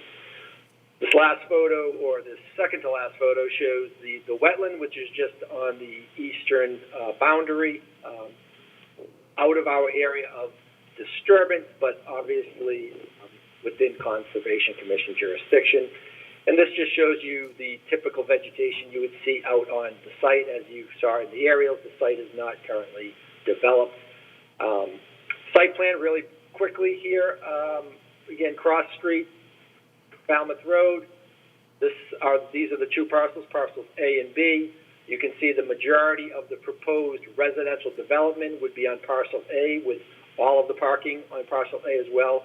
Parcel B would be providing additional open space for activities and for passive recreation, as well as providing the wastewater treatment plant to service the proposed residential development. Now we're looking at a rendered site plan. This shows landscape and stormwater. I'll just point out some of the icons here. What we're showing is the pre-treatment for stormwater management, which the upper lot would be handled by tree trenches that would take the stormwater and provide water for the trees proposed. They would then discharge into underground recharge chambers. We're very lucky here. We have very sandy soil, typical of what you'd find on Cape Cod, and in particular Mashpee. And we also have enough separation for the water from the water table that would meet those requirements as well. The lower parking lot, or building C at the bottom, would also provide stormwater pretreatment with bioretention areas, and then discharging once again into underground chambers.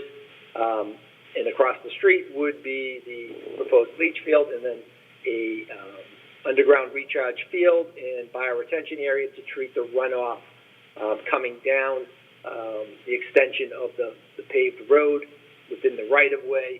We would also be providing some recharge catch basins, deep sump catch basins and recharge basins to treat the stormwater runoff as well. I should have mentioned that Building A is at the top, and that has 12 units. Building B is in the middle. That's an apartment-style building, 3 stories with 23 units. And Building C would be a townhouse style with 2 stories, housing 4 units. In total, we have 46 parking spaces on site and 3 proposed within the on-street parking within the right-of-way. This is just the extension of parcel B, showing the leach field and the disturbance. As you can see, we're maintaining as much vegetation along the abutting property line to keep that screen in place. And I should just point out, we have the same condition on the northern boundary line as well. At this point in time, if there's any questions, I'd be happy to answer them now, or we could wait till the end of the presentation, and I could turn it over to Steve Tice, the architect for this project. I don't have any questions at this point. You can go ahead. Anybody else on the board? Bill, Jim? Yeah, I have a couple of questions. Your basins, are you going to have oil separation basins? And how are they going to be taken care of? Yeah, that's a good question. Thank you. I'll just back up here. So all of the bioretention areas and at the lower level that are surface pre-treatment practices would be handling any of the surface contaminants or pollutants that you would typically see off of road and parking lot runoff. In the upper lot, we're using tree trenches, which would be collecting the stormwater runoff in a traditional catch basin. There would be deep sumps and hoods for oil and grease as well. The maintenance would be part of the landscape design and would be part of the overall general landscape maintenance. As I mentioned when we began the presentation, we have a long relationship working with both HAC and POA. They're very familiar with these types of practices, and if you've been to their properties, you know that they do take pride in their maintenance. Thank you. Actually, I do have one question. If you could go back to that site plan. And I see on the right-hand top section, there are some blue dotted lines that kind of go around it. Are those the setbacks from the wetlands? I can't read it. Yes, that is correct. Those are, I can zoom in here a little bit for you if that helps. This is the 100-foot resource area buffer zone, and we have a 50-foot as well. It's a really small, isolated pocket wetland that was discovered during our survey in this location. Again, we've filed with Concom, have approval, and we met on site with Drew McManus to walk through the proposed site design. And the lower level is, again, the 100-foot buffer. And these are setbacks from the much larger wetland complex, which is located just east of the property. Very good. Thank you. You're welcome. Any other questions before they continue? Yes, I have a question. Go ahead, Jim. Is handicap parking identified? Yes, thank you. That's a good question as well. I should have mentioned that. We have handicap parking. It doesn't really show that well on this plan. I can probably go back. Here, yeah, the handicap parking. We have 4 in the upper lot and 1 in the lower lot, meeting ADA compliance. Okay, thanks. Okay, so they're close enough to the doorways, et cetera, and it meets all those requirements? Yes, it does. That's another good question. It looks like the hatching is off here a little bit on this plan, so just ignore that. But the main entrance to this building is in this location right here with close parking, and the same with Building B is the parking is at the closest location. In Building C, the end unit is the ADA unit, so obviously that parking would be at its closest point as well. Okay, excellent. Any more comments before we let them continue? I guess I just wanted to make sure that I was clear on it's been certified that it's ADA compliant, correct? That is correct. Can I make this is Charlie. Can I make a comment? Sure, go ahead, Charlie. It's got to be AAB compliant and ADA compliant. Okay. So is it compliant with both? Yes, it is. Go ahead.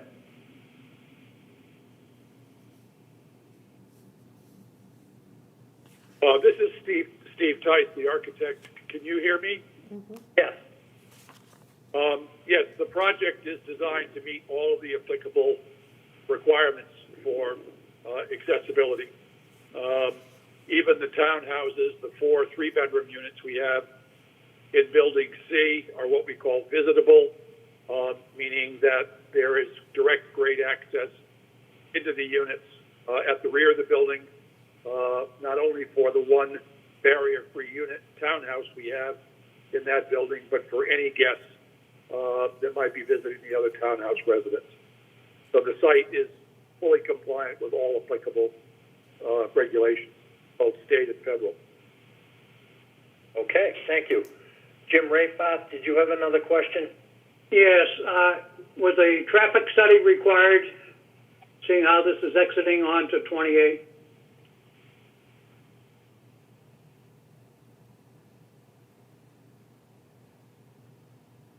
If that's a question for me, this is Brian again, from Wesley Witten. A traffic study has not been completed. Do you intend to do one? At this time, no. Okay.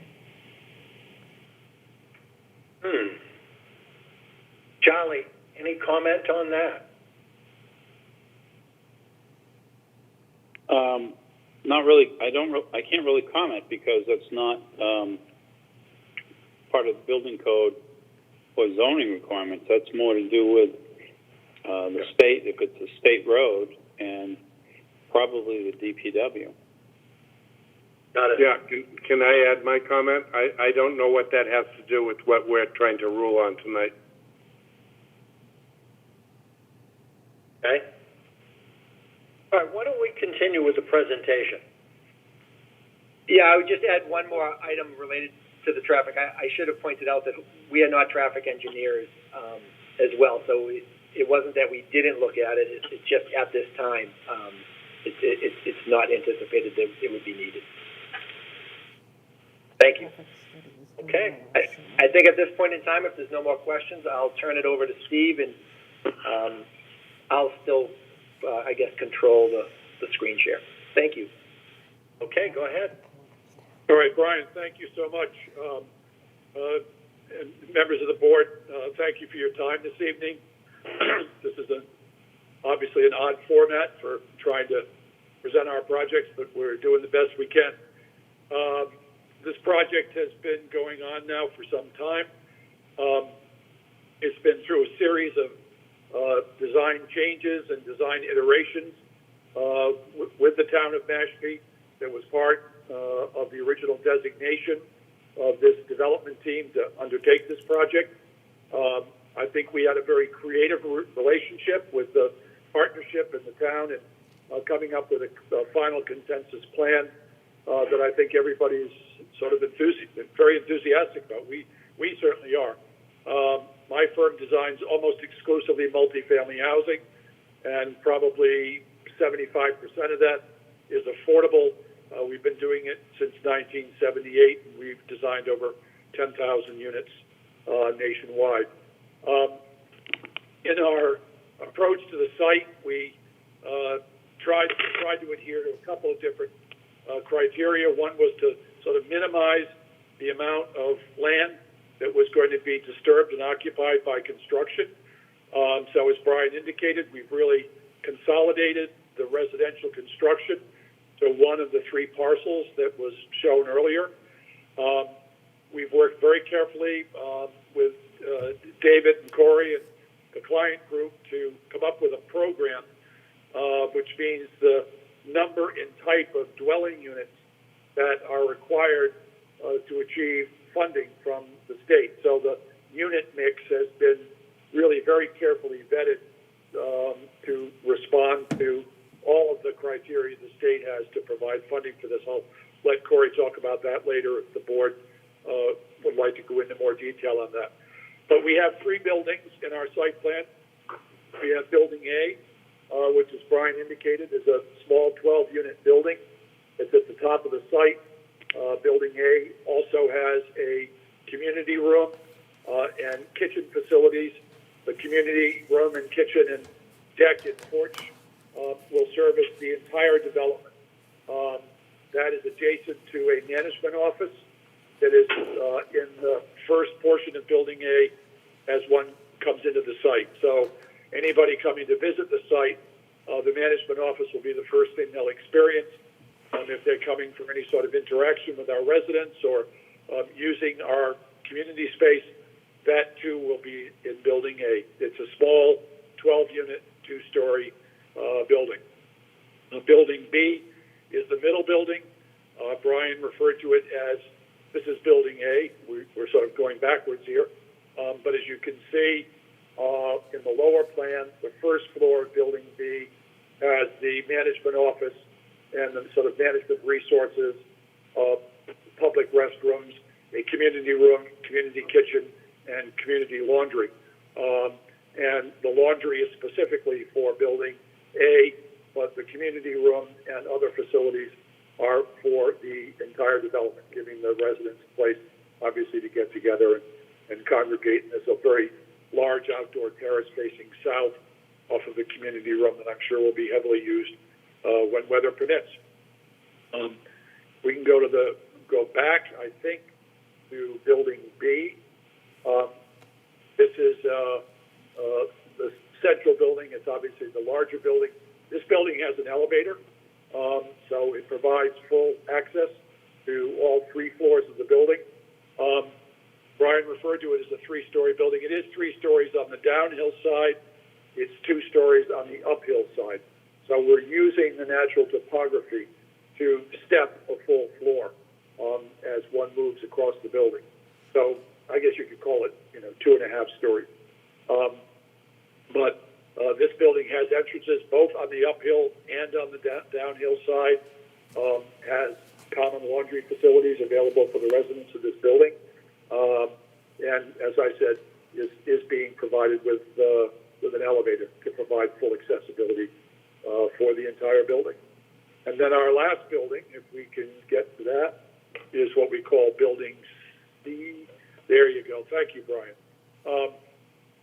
This is a very small building. It's actually being designed to look like a very simple farmhouse. It's 4 3-bedroom townhouses, and one of them is barrier-free, meaning it has an accessible bathroom and bedroom on the ground floor, as well as a fully accessible kitchen and laundry facilities for the unit. The other 3 are conventional townhouses with living on the ground floor. The other townhouse at the end also has a bedroom and bathroom on the ground floor, just to create some architectural variety, but we're not selling it as an accessible unit. So these are the 4 3-bedroom large family townhouses. The others are smaller 1- and 2-bedroom units that are off of a lobby and corridor system in both buildings A and B. We can move forward. The architectural treatment of the buildings is very traditional, very simple buildings, clapboard siding. We're going to use a stone veneer on the base of Building B at the ground floor, just to break up the scale of the 3-story mass. We're using high-efficiency heat pump systems in the building, and we'll be using VRF units to supply the heating and cooling demands of the building. We've come up with a very novel way of integrating those condensing units into the roofscape, so none of those condensing units or mechanical equipment elements will be at grade where they can be noisy or subject to misuse. So they'll all be concealed into the attic structure of the building. Those slots you see in the roof will be open ventilation into those rooms in the attic that will have all of the mechanical equipment congregated in it. You can see in the upper left-hand corner, this is a section diagram which shows the way that Building B steps from one side to the other, taking up about 9 feet of the grade change that is naturally occurring in the site. Can we go to the next slide? Please stop me if anybody has any questions.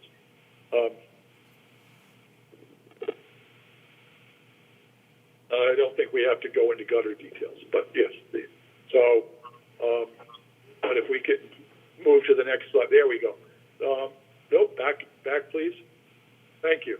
This is building A. This is the building that you see when you first come into the site.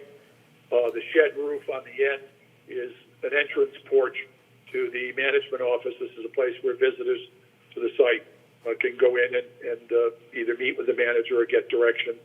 The middle elevation of the building, you can see the large projecting bay and porch roof that comes off of our resident community room. Again, very simple vernacular architecture, and a lot of the reasons that we have these details, even on these very preliminary drawings, is that there's been a tremendous amount of thought given to how these details are done on the building, not just the massing and materials, but how the windows are trimmed and how the roofs are done. And we've really dug into this one, and we're very, very excited about it. Next slide, please. And this is the what we call the farmhouse. This is the one that has the 4 3-bedroom townhouses in it. One of them being fully accessible. Next slide, please.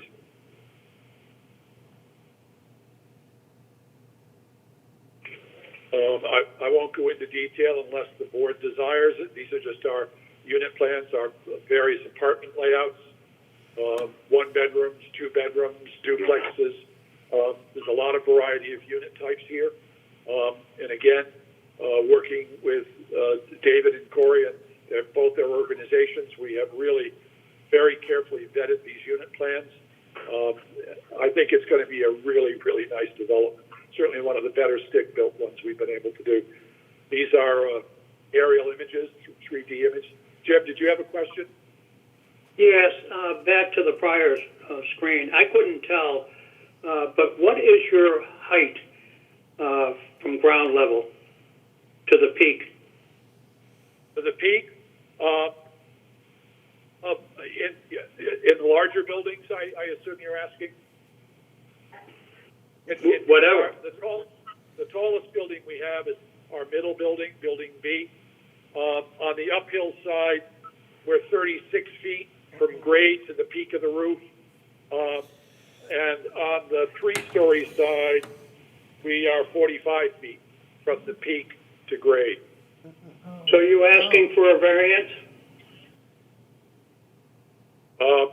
I believe it's part and parcel with the 40B application, but I don't want to speak for council. Mr. Chairman, I can respond to that. Go ahead. Under 40B, we are looking for a number of waivers, and height would be one of them. It's not a variance; it's simply a waiver, and the standard is the same as any waiver that's given under 40B. Unless there's a local concern that outweighs the regional need for affordable housing, then the waiver should be granted. Yeah, the real concern there would come from the fire department. So we'll see what they have to say on that. I believe that you do have comments that you received today from the fire department, and that they indicated that they were satisfied with the project. Yeah, these buildings are fully sprinklered, and we've worked very carefully with the fire department to make sure that we have their approval. A lot of it having to do with access, and Ryan's group working with them to ensure that there's adequate fire access to all the buildings. And Mr. Chairman, I think we do have comments that we can read into the record later on from the fire department. Absolutely. Jim Gould, you had a question? Yes. The Commonwealth has a certain number of a percentage of units they're requesting that communities have of affordable housing. And how does this program fit in with the affordable housing units at Mashpee Commons? That's the first one. Secondly, a comment. The Commonwealth gives affordable housing advocates a lot of latitude. So just to recognize that. Any comment, or is that not germane? Mr. Chairman, I can respond, to let you know that this project is going to be 100% affordable. All 39 units will be low income. And as you know, this was town-owned land, and town meeting voted to give the land over to the trust so that it would be used for affordable housing purposes, and the trust has indicated this is how it wants the property developed. And presently, the Porch subsidized housing inventory is at 5.2%. So, certainly, this is part of the town trying to make sure that it gets to its 10%.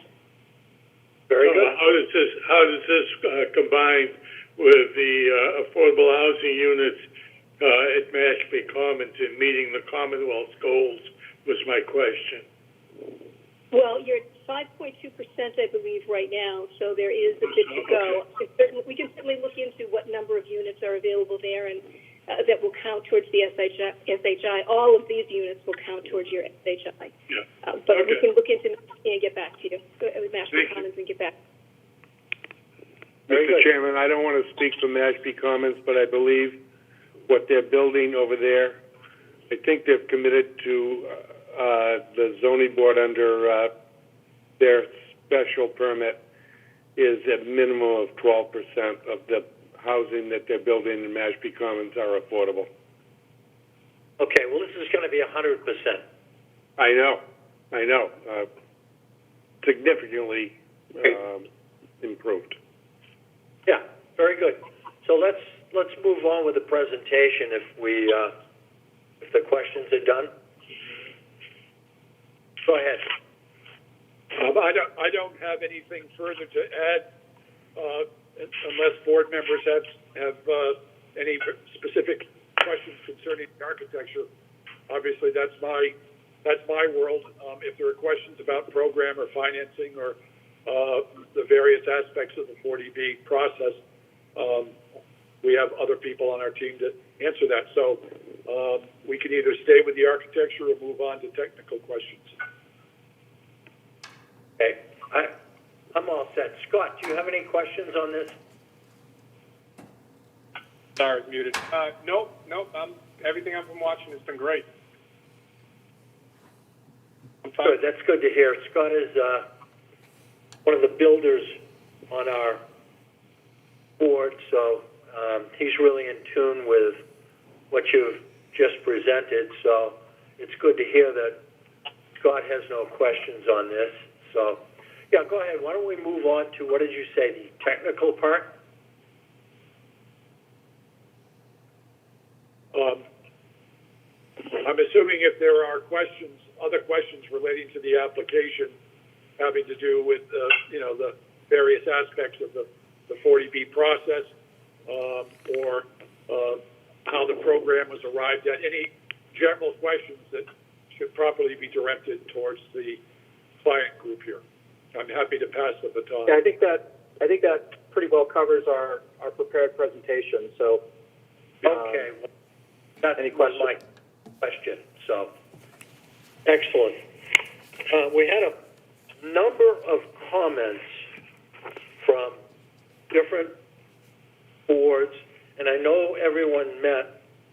Well, I should say, assuming that everybody that's present here met with on the plan review call. Is that correct? I believe that's correct. Yes. Okay. And plan review came out with some comments. Number one, the planning board had some comments. Town council had comments. Of course, we had a nice letter from the chairperson of the Mashpee Affordable Housing Committee. The fire department did weigh in. The DPW did weigh in. And, of course, we need to talk about Charlie Rowley's cost estimate. We had a somewhat concerning note from South Cape Resort and Club, which I have not heard back anything from Mashpee Police on, so I'm hoping somebody could talk about that. We had comments from the fire chief, and we have comments from Mashpee Water District. We have comments from the Board of Health. So I'm going to start with, let me say one thing right up front. I want to commend everybody presenting tonight for what you do for the Cape and for Mashpee. I think you're doing a terrific job, and I'm very much in support of your project. And I think there are a couple of issues that probably need to be talked about. Some concerns minor, some concern not so minor. So let me talk about, first of all, the planning board.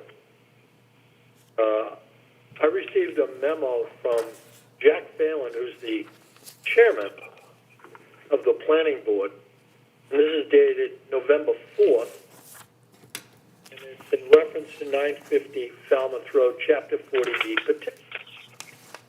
I'm going to read this, and it's one page, so bear with me if you would, but there's some stuff we need to discuss on this. Okay, it says, at the meeting of November 2020, the planning board discussed the petition of Preservation of Affordable Housing, LLC, requesting a comprehensive permit under Mass General Law, Chapter 40B, 20-23, and 760 CMR 56.00 to construct 39 low-income housing rental units on property located in an R3 zoning district, Parcel A, Map 93, Parcel 6-0, Parcel B, Map 93, Parcel 7-0, and Parcel C, Map 94, Parcel 7-0. The applicant requested 11 waivers from the Board of Appeals comprehensive permit rules. The planning board found no issues with those requests. The applicant also requested 12 waivers from the Mashpee zoning bylaw. The planning board raised some concerns with regard to the following waiver requests and suggested that the Board of Appeals consider the following comments as voted on by the planning board. 174-23. The planning board does not support this waiver request and asks the Board of Appeals to require the petitioner to post a performance bond for erosion and street right-of-way damages. 174-41, parking lot design. The planning board requests the petitioner provide the Board of Appeals with the actual ratio of natural or landscaped area to paved area proposed. The planning board requests that the applicant comply with this provision if possible. If not possible, the petitioner should be required to get as close to a 1.5 ratio as is practical. Lastly, the planning board requests the Board of Appeals include the following as conditions. Central air conditioning should be provided to all units within the proposed development. Number two, any mechanical systems, whether on the ground or on the roof, should be concealed by landscaping and/or architectural features. So that's really the issue that the planning board has. And I went through your presentation you sent for probably 3 or 4 hours, looked it over, and I really don't have any issues with the waivers that you've asked for, except really the one that stuck out to me is the parking. Just because this is a request for affordable housing, the renters of those units should have the same rights afforded to all other Mashpee residents for enough parking. With 39 rental units and 68 bedrooms, there's only 46 parking spots. That's really concerning to me. There's no overnight parking permitted in Mashpee. There is obviously no available parking for family, friends, and guests. Now, what happens to these cars during a blizzard?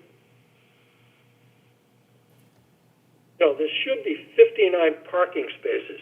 That's 1.5%. And I guess my next comment is, did I read that there's 12.83 acres of land? So right off the bat, I'd like somebody to try and convince me that 46 parking spaces is enough. Not only that, these are affordable units. And for the most part, people living in affordable units, chances are working. And if it's a family, a husband and wife, at least in today's age, both of them are working. And with the transportation system on the Cape, not like it is in cities, these people each have their own car. So the math on this really doesn't work. So I am really surprised at the number of parking spaces that you're trying to provide and asking for a waiver on this. I just don't get it. So I'd like somebody to respond. Go ahead. I'll respond to that, and I don't have any illusions of convincing you of anything tonight.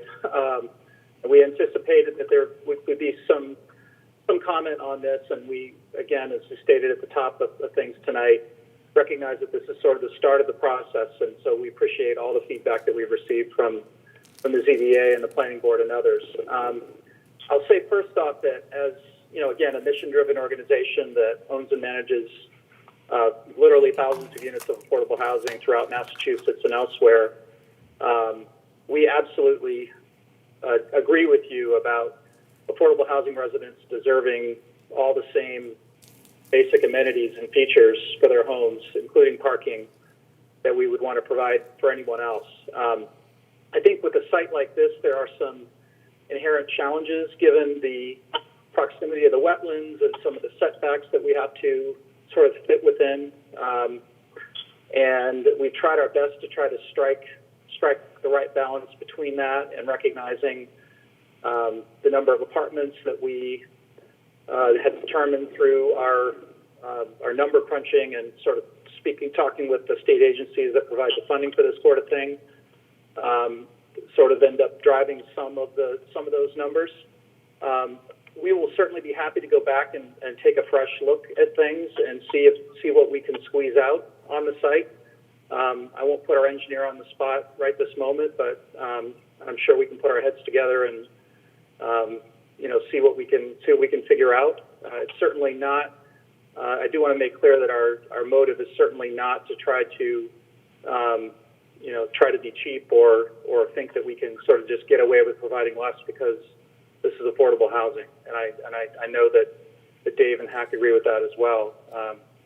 So we do have some examples we could point to and share with you going forward of properties where we have had ratios of less than 1.5. There may be some, and it's functioned pretty well. There may be some unique circumstances at different properties that are not universally applicable. We recognize that. As you pointed out, this is not City of Boston. There's not easy access to mass transit. We completely recognize that. So I guess the short version of that is we hear you loud and clear, and we will be happy to go back and take another look at that. Okay. I think I did see something, and Mary Ann, are you there? Yes.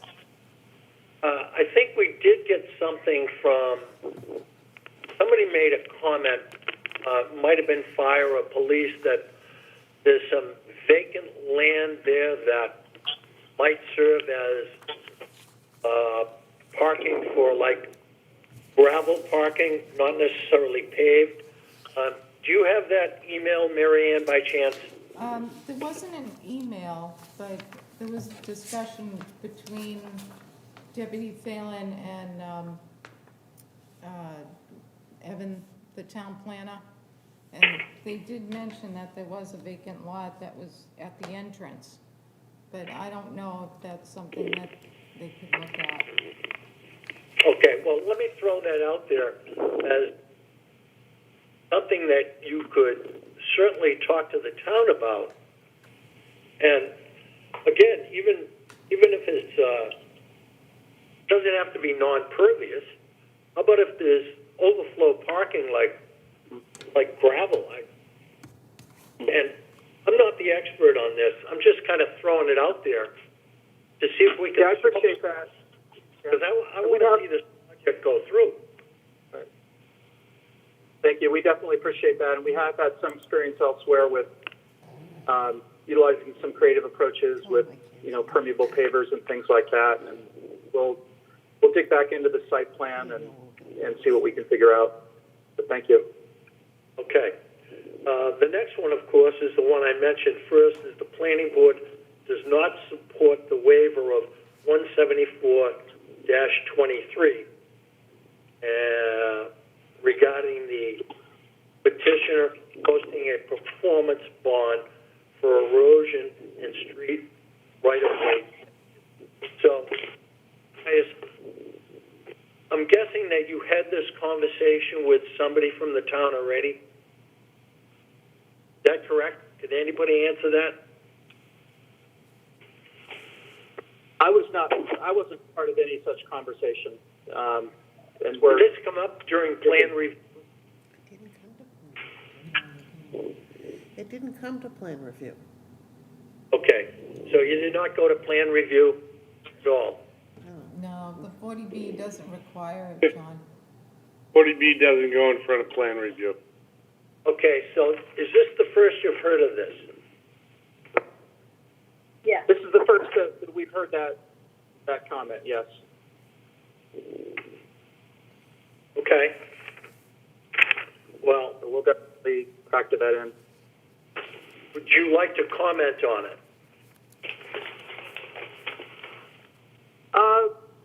Not really. I think we'll go back and we certainly don't want to take a position that is going to jeopardize the project. I guess that would be one way to put it.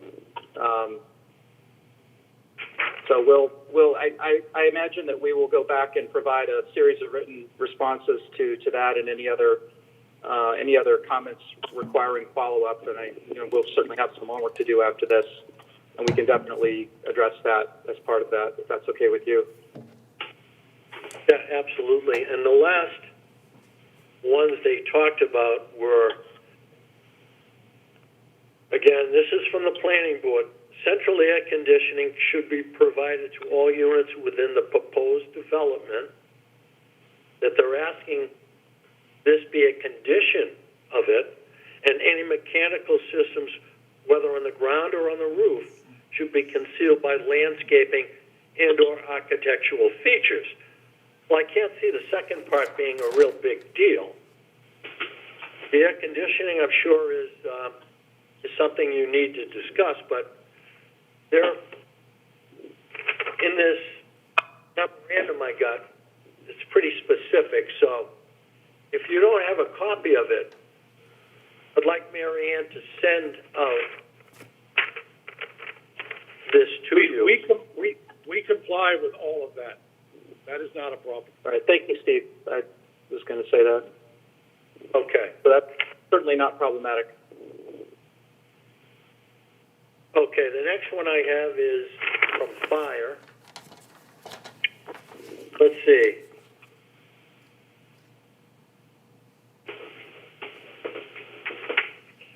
Yeah, it's from Jack Phelan, dated Thursday, July 16th, and it says, Ellen, thanks, and I like the plan.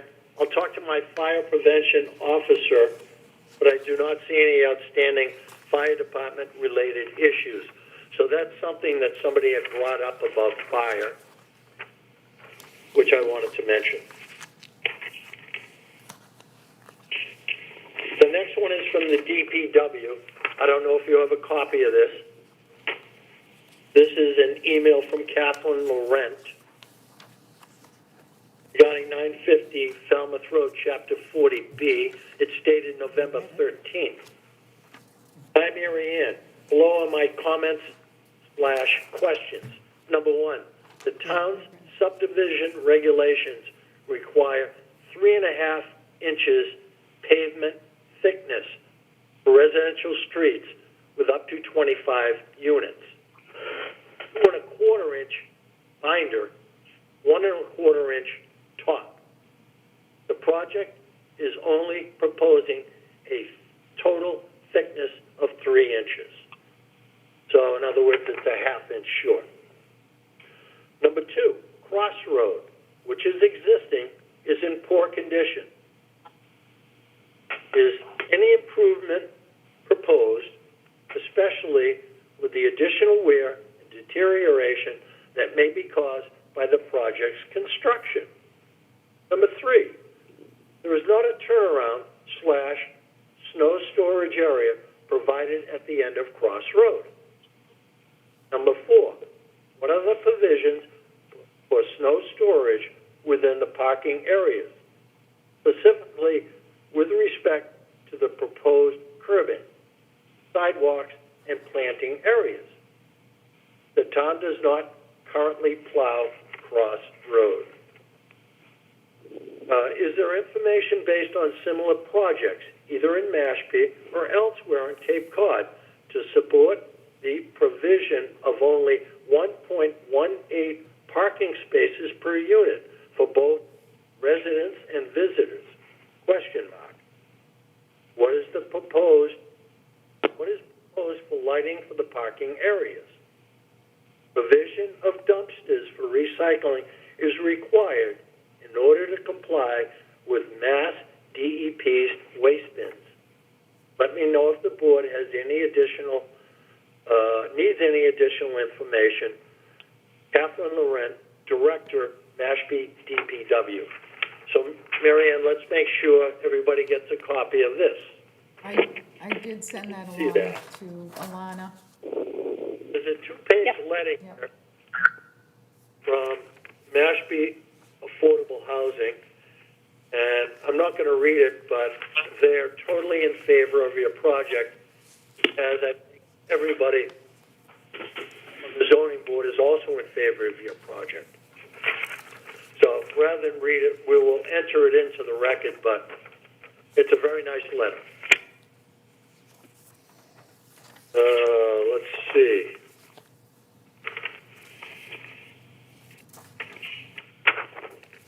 From Mashpee Fire and Rescue, from Fire Chief Thomas C. Rulo to the Zoning Board of Appeals, November 18th, reference 40B housing. To whom it may concern, I have reviewed the informational letter from South Cape Resort and Club referencing their safety concerns.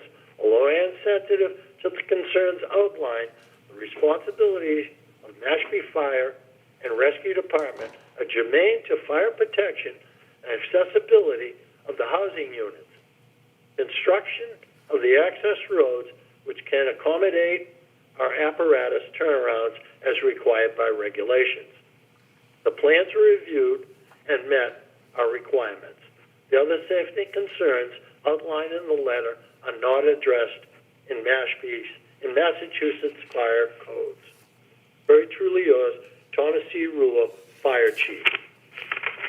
And that's regarding this letter here from the South Resort and Club.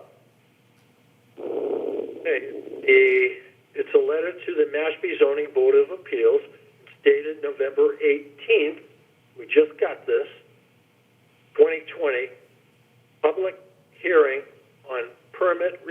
requested by Preservation of Affordable Housing LLC for construction of rental units at 950 Falmouth Road. Please see below a synopsis of our concerns around the proposed development. We have consistently told that these will be addressed during the permitting process, and we're asking the board to take these concerns under consideration if granting the requested permit. Staff safety. The proposed access road to the new development is the South Cape Resort driveway. This driveway/road cuts directly through the resort. The section of the resort on the right of the driveway as you enter from 28 contains 4 condos in addition to our laundry and storage areas and our maintenance and housekeeping departments. The shuffleboard area and playground. Excuse me, let me back up just a second.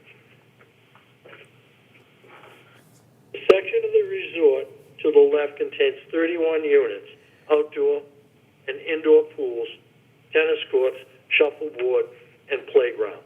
In the course of their regular duties, while using golf carts and housekeeping carts, the housekeeping and maintenance staff move back and forth across the driveway all day between the 2 sections of the resort. In particular, on the turnover days, there is a continually moving flow between these 2 areas. The condos on the left of the driveway have slab-style foundations, and therefore we do not have the ability to house these departments in that section. The increase in traffic that will result from the use of this driveway to access the proposed developments raises serious concerns for the safety of our staff and the regular performance of their duties. It can also be expected to slow the maintenance process down. There are 2 more small sections that I'll read. Guest and owner safety. South Cape has existed as a family resort for over 35 years. Some of its current owners are 3rd generation of their family to use this timeshare week. As is the case with our staff, they and their children are used to walking back and forth over the driveway between the 2 sections of the resort as they will facility. We're concerned that the increased traffic will put our owners and guests and their children at risk.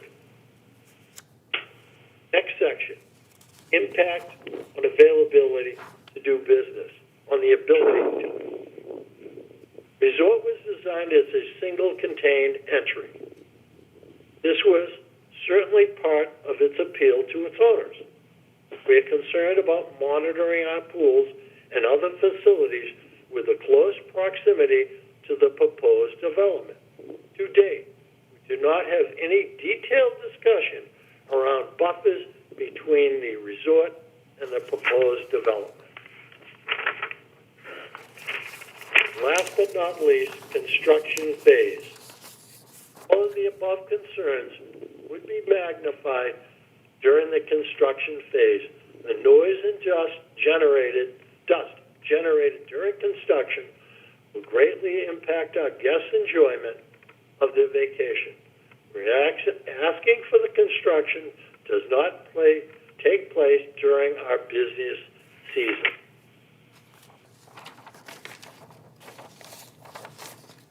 That's the story on that. Karen, do you have the Board of Health comments? Board of Health, yep. Joe Henderson, or to Joe Henderson? I got it. Board of Health. The Board of Health approved the concept of septic systems for the proposed residential development on September 24th, 2020. An approval letter was prepared on September 25th, 2020, outlining the board's conditions for approval. The technical review is ongoing, and any comments will be directed to the design engineer.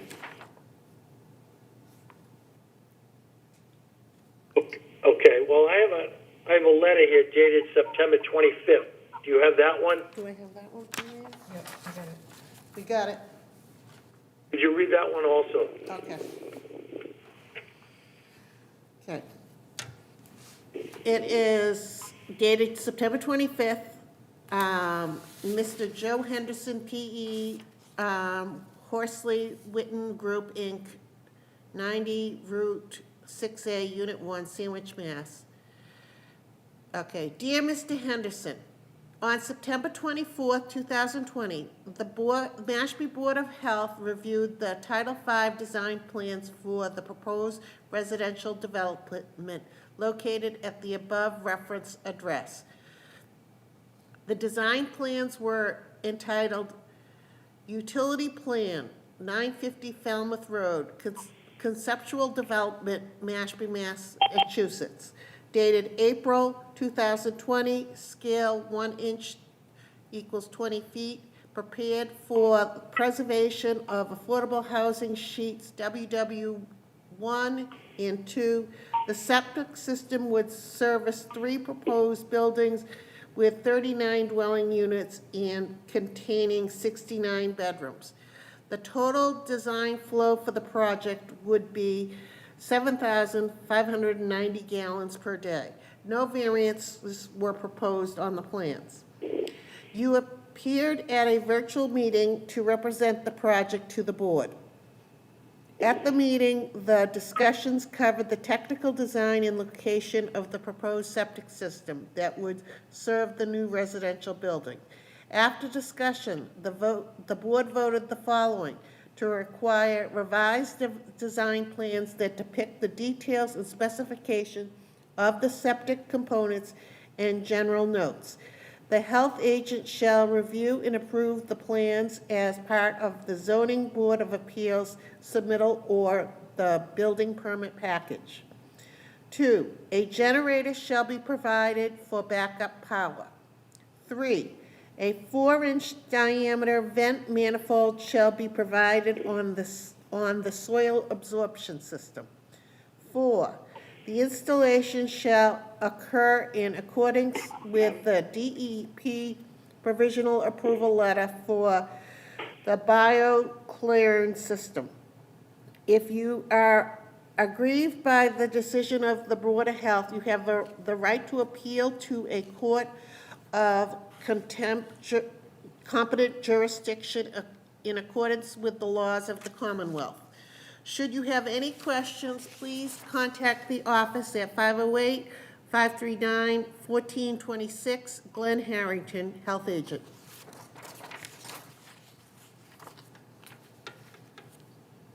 Okay, let's see.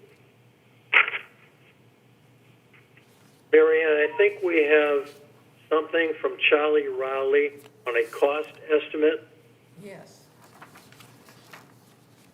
I think Charlie Rowley's on the call too. Charlie, you there? I am here. Here he is. Okay. Okay. Charlie, could you review that for us, your cost estimate? Yes, sir. Hang on just a second here. Okay, what I did was take the one single plan that I had, and based on that, my other experience working with 40B projects and so forth, tried to lay out what would be the general concept of my review. It would be related basically to all of the site work. It would have nothing to do with the buildings. I would look at site access and so forth, grading, stormwater, how the septic system actually gets from one side of the road to the other, as the soil absorption system seems to be underneath Cross Road. I would look at the parking as well as road profile, cross-section. Let's see. I prepare a written summary of the work that I did, submit it to the board, and as I'm doing tonight, would attend 3 meetings minimum of the Board of Appeals to answer any questions, go over comments, and so forth, the way that I have done on previous occasions. So I'm prepared to answer any questions that you might have, Jonathan. Okay, thank you. I'm going to read a letter from Town Council to Terry Cook, the Administrative Assistant to the Town Manager, and it's from Pat Costello. And let's see, do I have a date on this? November 3rd, I believe. And it says, Terry, upon review of Mr. Raleigh's proposal for peer review engineering services for the proposed 40B project, I believe it is reasonable in scope and cost.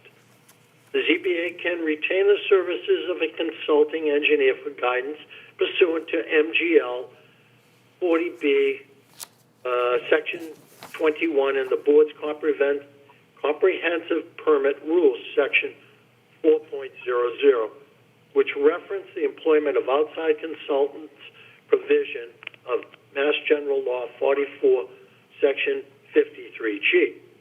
The requirements for assessing a review fee with respect to comprehensive permit applications for payment of such consultants by the permit applicant are set forth below for your review. Let me know if you have any questions.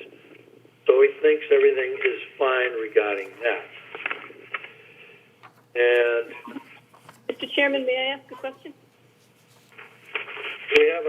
we have a copy of the letter, your letter, Charlie, which will enter into it, and it's got a cost of $2,520. Bill, go ahead. Someone wants to ask a question, John. Oh, go ahead. Yes, Mr. Chairman, I guess I just didn't hear what the estimate was, what the cost estimate was. I heard the scope, but I didn't hear the actual number for the cost estimate. $2,520. Thank you, Mr. Chairman. Yeah, and it's a letter dated October 20th of this year.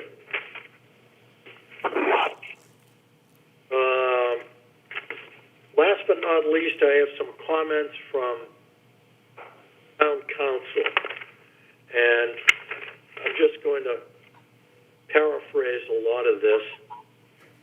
And after reviewing it, he offers the following general comments on the application.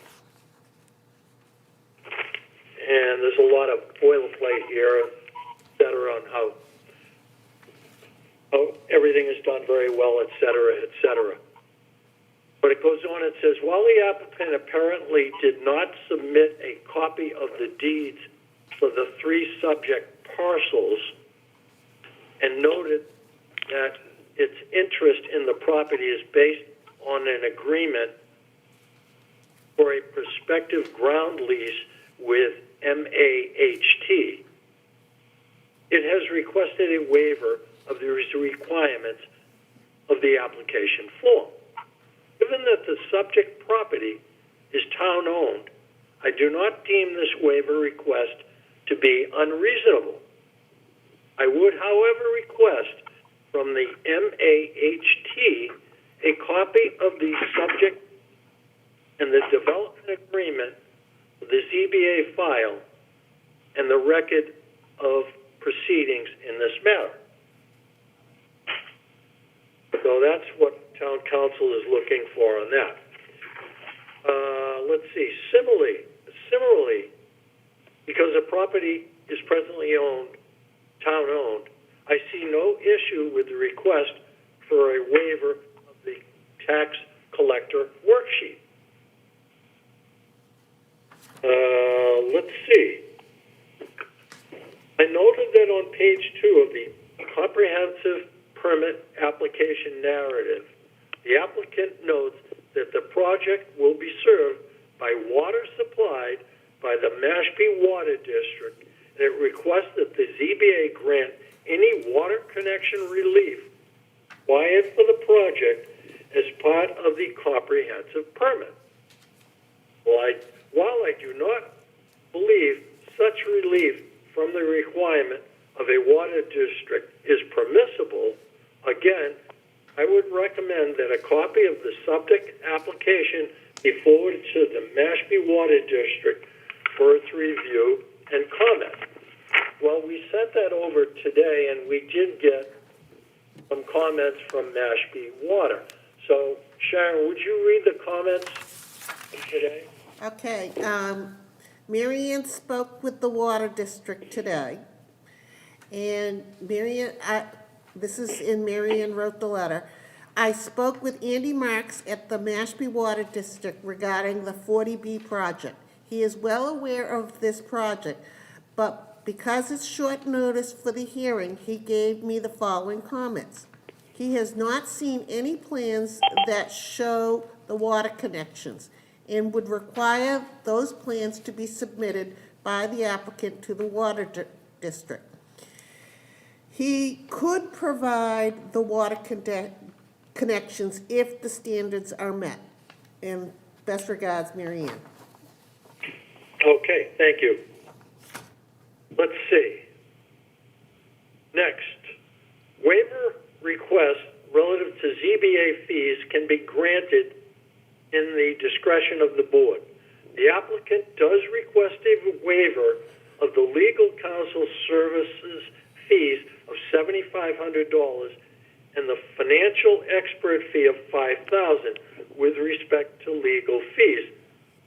Such legal fees cannot be imposed on an applicant for general representation of the board or other local boards. However, when a project poses particularly difficult or unusual issues which require a heightened level of legal expertise, such fees may be assessed.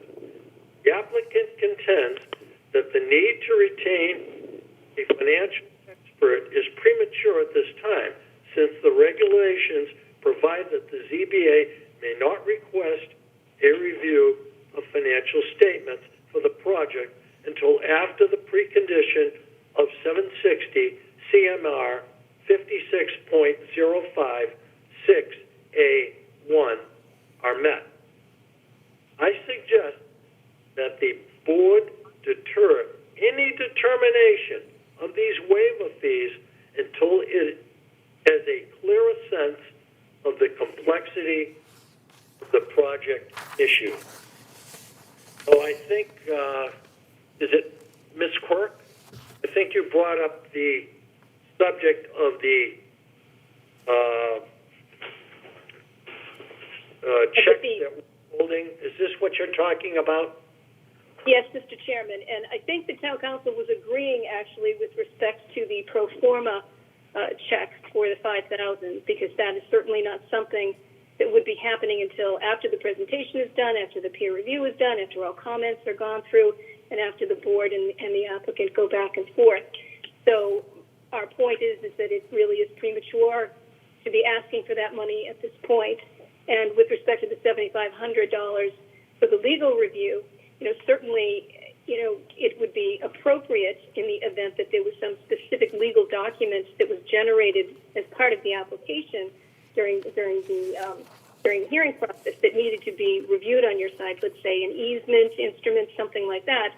That certainly is something that would be permissible for the board to look for a consulting fee from the applicant for, but not for general legal representation. And so we would, again, ask that those two checks be returned, but certainly in the event that there is a need for fees for either the specific kind of legal review that is allowed or for a review of a pro forma, should that happen, which hopefully it will not, then the funding can be provided at that time. Okay, well, our town council is suggesting that we deter any determination of the fee waivers until it's made clear the sense of the complexity of the project issues. So he's asking us just to wait a little bit. You don't have an issue with that, do you? I don't have an issue necessarily, Mr. Chairman, but I would ask that the checks be held rather than deposited, because in the event that they're deposited, then there is, as you know, a whole procedure that you would have to go through in order to, return the funds. So, you can put them into an escrow account certainly and return it, but it takes time to do it. So, we would prefer that you just simply hold the checks. Mary Ann, what's the general procedure on that? Yeah, I can hold the checks and I can actually give them to the tax collector to hold them. Sounds good to me. Yeah. That would be fine. Okay. All right. I think there's really only one last comment that town council has. Well, let's see. The waivers requested from ZBA rules are generally addressed above. The only waiver request I would caution the board on is that the request is that requested from section 5.04, burden of proof placed upon the applicant that there is a presumption that a waiver of local rules and regulations will adversely affect local concerns. This local rule imposes a legal presumption in favor of the board's local rules and substantive criteria for board consideration in addressing local concerns. A general waiver of this section will undermine the presumption in favor of local rule application in the public interest. So, that's a lot of legal jargon, and I guess he's saying that we should not waive this. Can somebody comment on this that probably knows a lot more about this than I do? Mr. Chairman, yes, certainly I can comment on that. The purpose of the waiver is simply to bring the board back to the burden of proof that is required under the state regulations, because those are what control, and you cannot have rules that are inconsistent with the state rules. And it's something that I could certainly, if you would like, could talk with Attorney Costello about between now and the next session. Mm-hmm. Yeah, Mary Ann, is that something you suggest? I can ask. I have to send an request to the town manager if you want town council to be involved in the meeting. Well, I'd like his comments on that, for sure. Okay. So I'm not sure the best way to handle this. I'll kind of leave this up to Mary Ann to discuss with the town manager on how they want to handle this. And if you could get back with Mary Ann in the next X number of days. Because we have not seen the town council comments as yet. I assume that we can easily get a copy of that. Yeah, well, I've read everything of substance. Understood. Got it. So that's all the concerns that are really out there. And again, the only real concern I had was the parking, but some other departments, some other sections of the town had some concerns that should be looked at and addressed, and especially the concern with the condo association right next door that we're waiting for comments from Mashpee Police on, but I don't know if you'd like to comment on any possible suggestions to kind of quell that. Go ahead, Corey. Sure, thank you. I'll just make a general comment, and certainly we will provide written responses in a comprehensive way to all of these comments that we've heard tonight. And I should also say that we're not privy to whatever the police department was asked to respond to.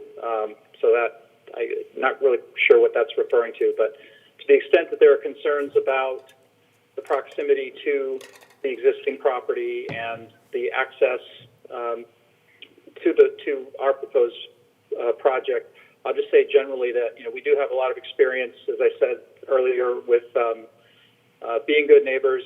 We've worked and successfully developed and managed properties in much tighter, more dense settings than this. And we're certainly no strangers to hearing concerns at the outset about anything that's going to be a change to what folks are used to. We know that the burden of proof is sort of on us to demonstrate that we can follow through and be good neighbors. We're certainly happy to consider all appropriate buffering and safety measures, as we had said when we met with the abutters and we met with folks from the town previously. So, again, we'll follow up with a more specific, comprehensive set of responses, but I just wanted to make that general comment. Okay.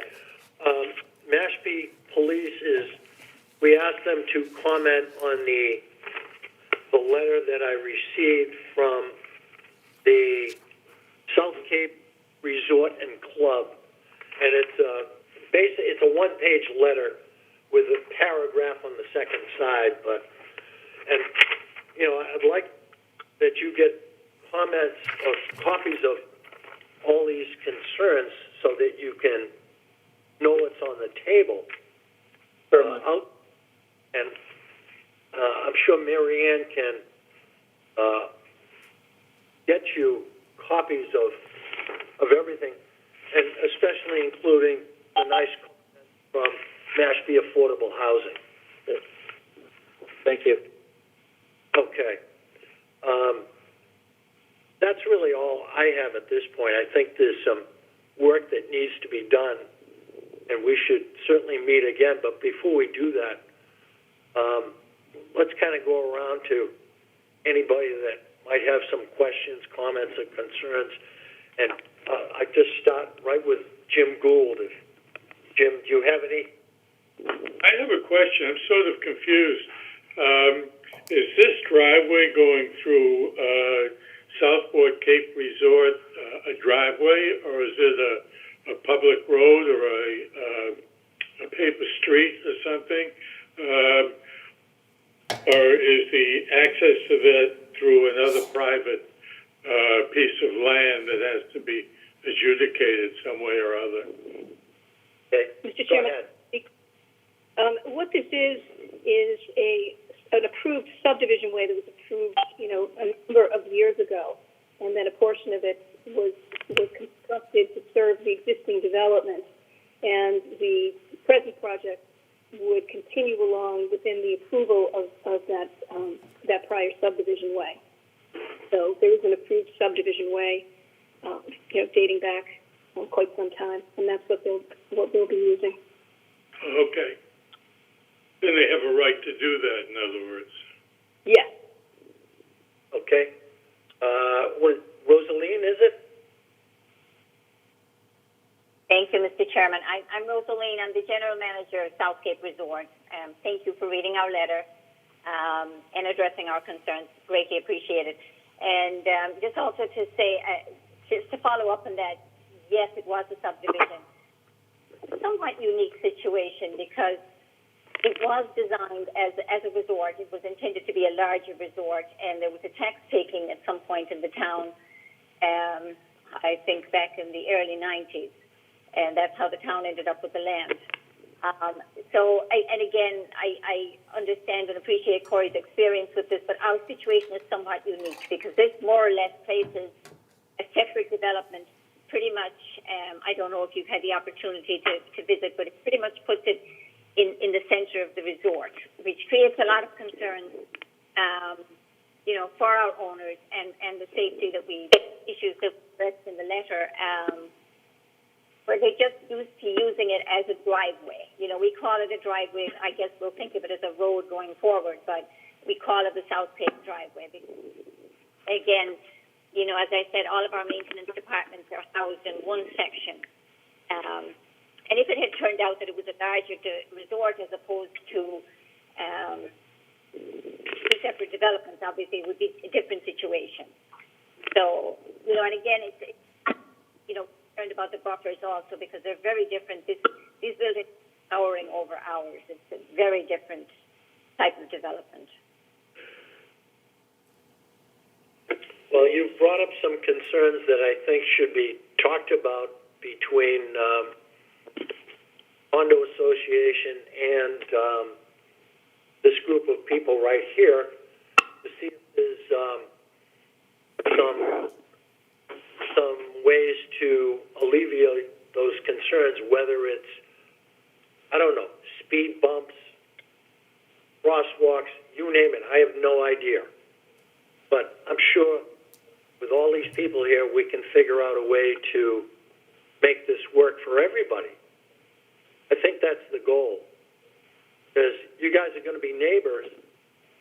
I'm sure you want to be happy, so I'm sure you can figure that out. Thank you. Scott, do you have any questions, concerns, or comments?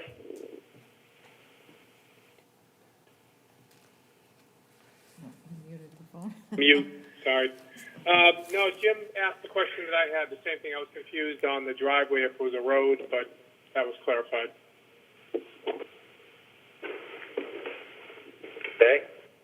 Is Jim Rayfarth around? It looks like he's taking a break or something. Bill, do you My phone's dying, Jonathan, so I had to go get another phone. Okay. All right, here you are. Yeah. Okay.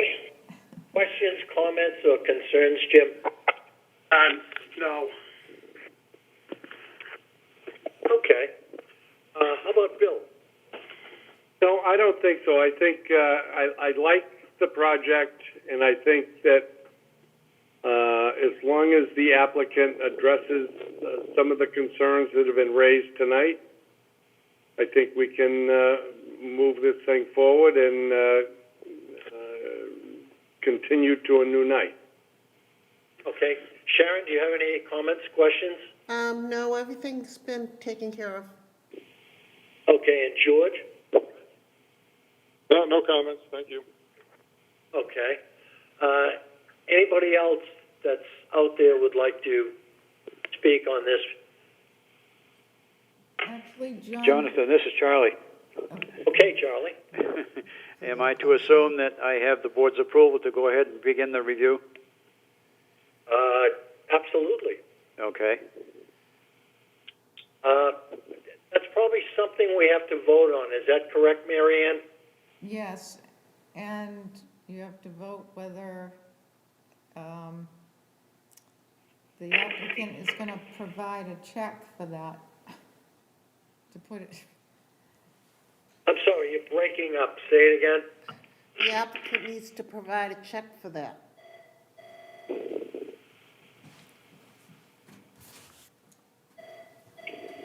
Okay, I missed that. Provide a check for that. Okay. So who's providing the check? The applicant. No, I didn't. Hey, are they asking for a waiver on that? Is that part of the waivers?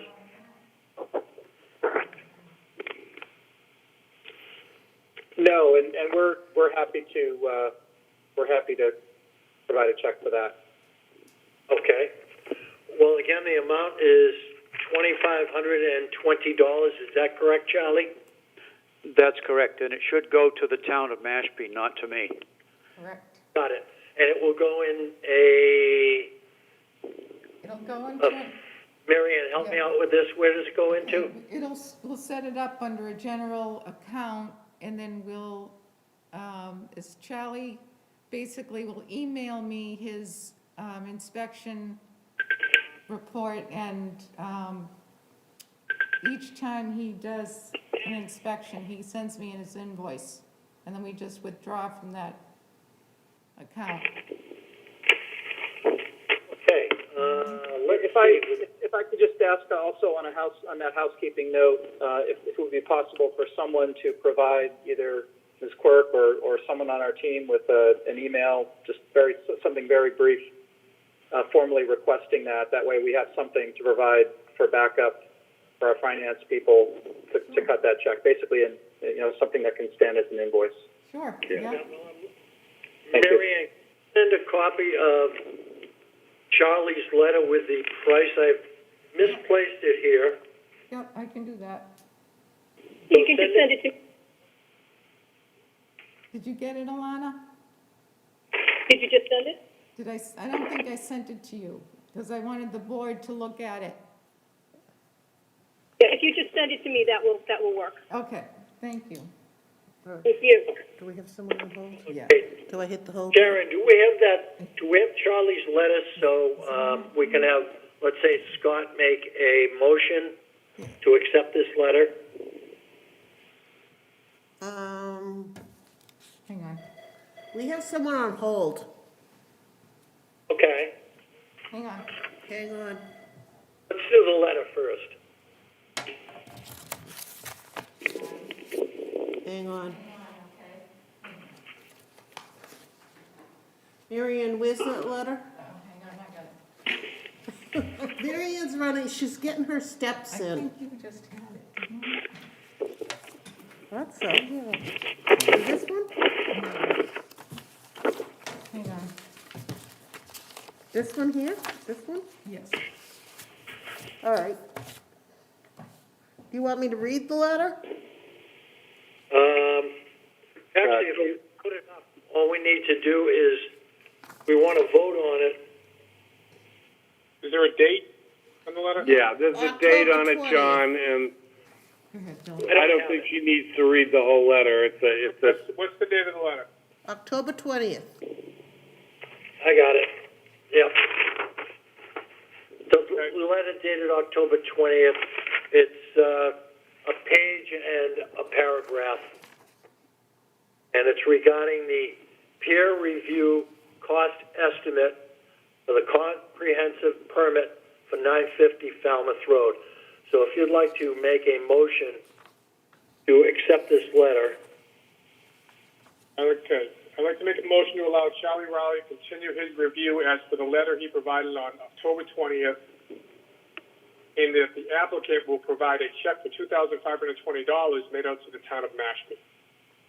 Okay, do we have a, Second. is that Bill? Yeah.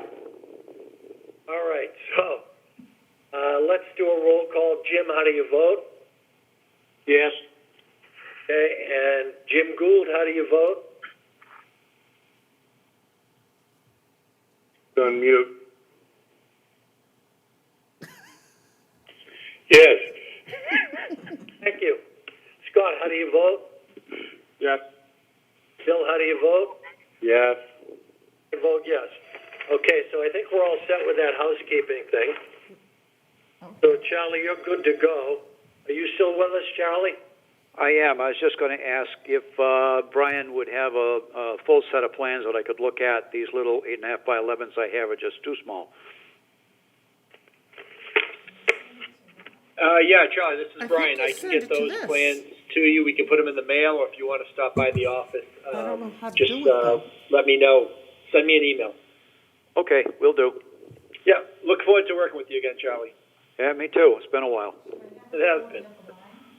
I think you can send her here, I think. Okay, do we have somebody waiting? Yeah, we're trying to figure that out right now. Okay, while we're waiting, Is does it 101? anybody have any final comments?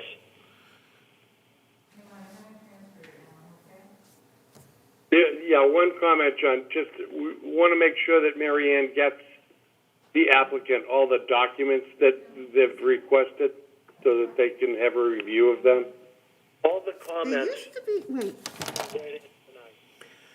on, you need to type 8449.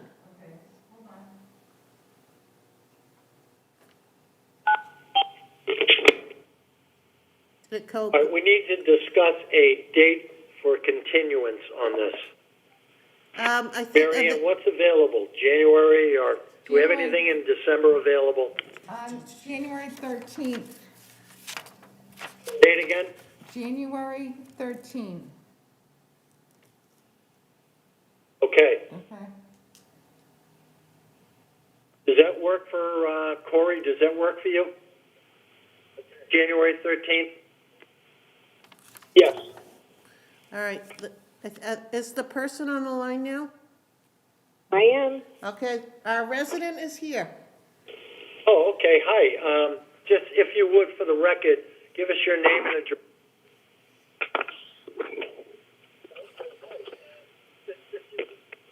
Hello? Hi, I can hear you. I'm going to shut my TV off so that I don't get feedback in my phone. My name is Deborah Umina, and I live at 1000 Falmouth Road. And my concern is that a traffic study has not been completed. And anyone who lives or has to turn off of Route 28 knows that we're sitting ducks out here with traffic flying by constantly. I knew when I bought this house in 1998 that I was on a highway. But I was hit 2 years ago this month right in front of my house, and my car was totaled. I was spun into oncoming traffic that did not hit me, luckily. But to put that many units in without a traffic study seems irresponsible. I think we need a light or something on Route 28 to calm the traffic down without this development.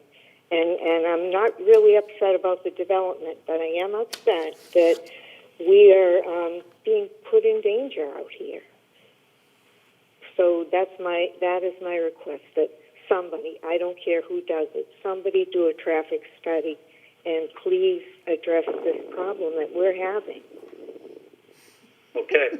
I can tell you one thing. Number one, it's a state road, and traffic lights are okayed, I believe, by the state. Somebody can hopefully help me out with this information. Somebody that has more knowledge on this than I do. I believe you're right, Jonathan. This is Charlie. Okay. I believe you're right on that the state does control where traffic lights go.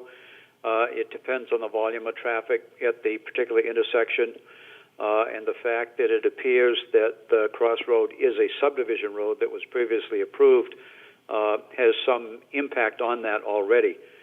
So I'm not sure how much information you will actually get out of a traffic study, other than the fact that you'll end up knowing how many cars there are on Route 28 at any given time, which I know is voluminous. And I've been during, out there myself. During COVID, I know a traffic study wouldn't be accurate at this time, but that development's been here for a long time, and the traffic has changed quite a lot since then. And do I petition the state, or, I mean, I sit here, when it's quiet in front of my house, I know there's been an accident at Red Brook Road or going into Holland Mills, or I'm not quite sure about what goes on down at South Cape Resort. They're great neighbors, but I know that it's a problem, and I just don't understand how a development of this size can go in without a traffic study. And so who do we petition? Okay, thank you. Hold on for just a second. Sharon, you had a comment? Jonathan, if you remember, my daughter did the internship with Cape Cod Commission last summer. I believe she did a traffic study in that general vicinity last summer. I'm 90% sure she did something there. Okay. Down in that area, so how would this person, Debbie Huminer, I believe her name is, get the information about a traffic study? Would that be through the DPW? She did it with Cape Cod Commission.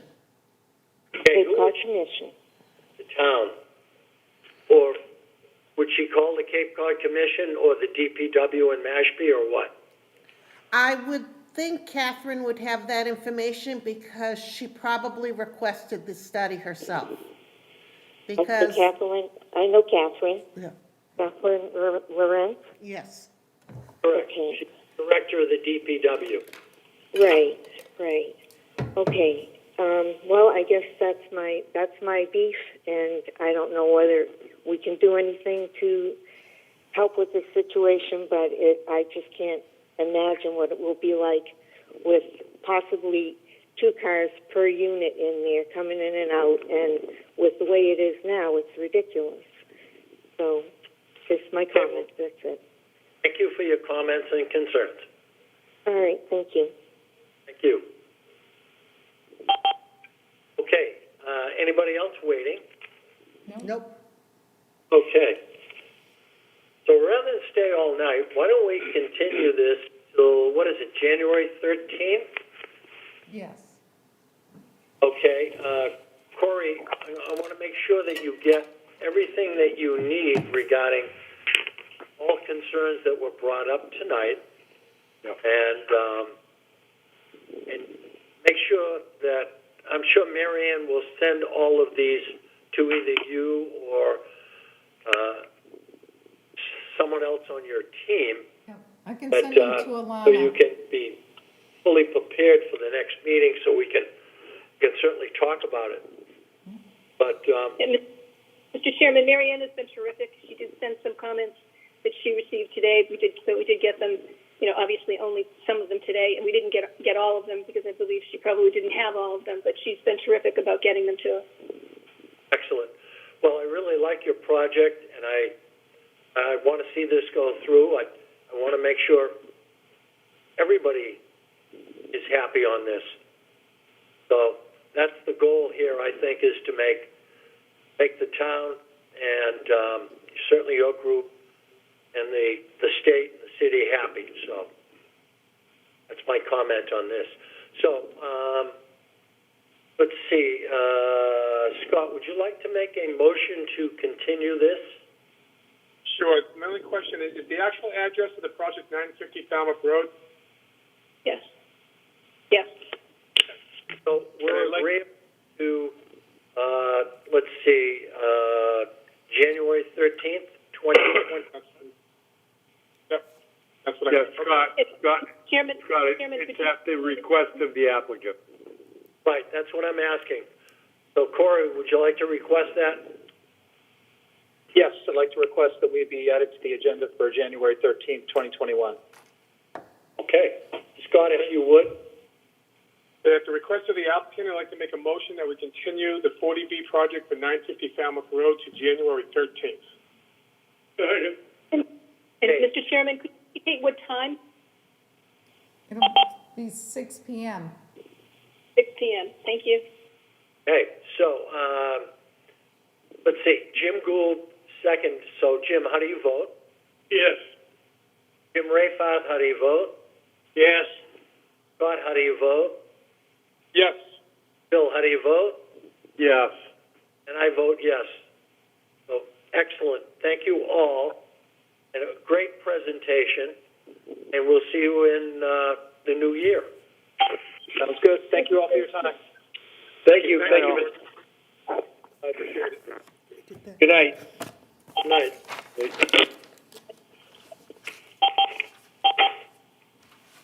All right.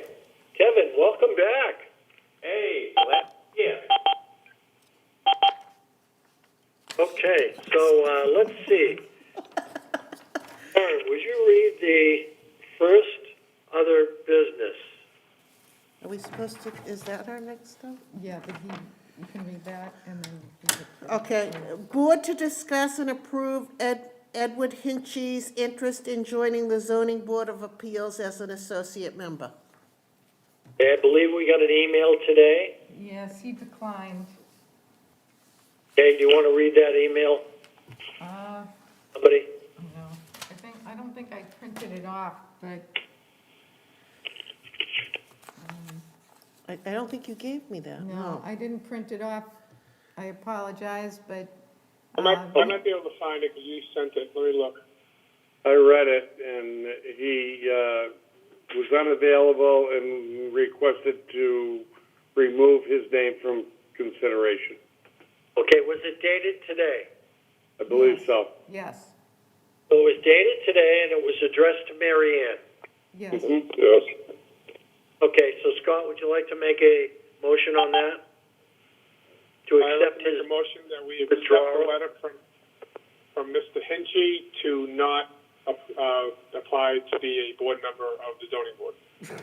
It was letter dated today. Second. We have a second? Done. Second. Okay. All in favor, raise your hand. Aye. Okay, let's see. Aaron, read the next other business, please. I don't have it on there. Okay. I'd like to make a motion. Move to approve the meeting minutes of October 14th, 2020. Second. Second, anyone? Second. George. Okay, Scott seconds it. No, it was George. All in favor, raise your hand and say aye. Aye. Not George. Okay, so let's see, additional topics. We have an additional topic tonight, and it's from Councilor Corain. Would you like to take over, Councilor? I'll be happy to, and I'll be brief. Basically, the board granted specific finding relative to construction of a second floor and decks on a property on Cayuga Ave. I have provided the board a copy of a couple of changes that they would like to make, which, in my opinion, are really aesthetic changes. They want to add a partial dormer on the roof, and they want to add an internal stairway to provide access from the back deck, which is on the first floor level,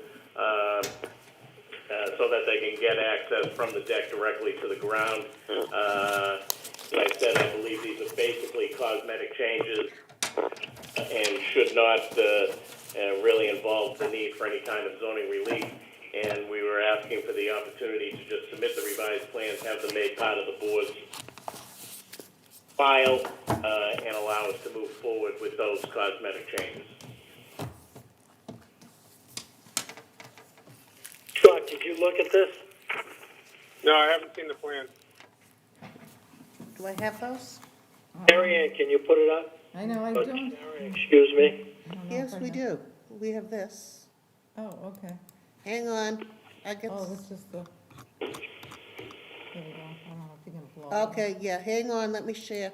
We got something. It sounds like the stairs are internal. The dormer shouldn't matter. It doesn't affect the footprint. I guess as long as the dormer doesn't raise the ridge height, which would be a concern possibly of you can the overall height, but it doesn't. Can you see it now, Scott? You can see the dormer on the front of the building right there, and you can see the internal stairway from the deck in the back. I did also provide a letter from the architect that's been involved with the project, setting forth addressing the issues that Scott just raised relative to the height of the building, and also that it wasn't creating and it didn't meet the definition of an additional story. So we didn't have an issue relative to a three-story building. Yeah, I can't see anything that would be detrimental or anything that affects any zoning approved zoning that we did. Anything that they got. I think there may have been the footprint doesn't change.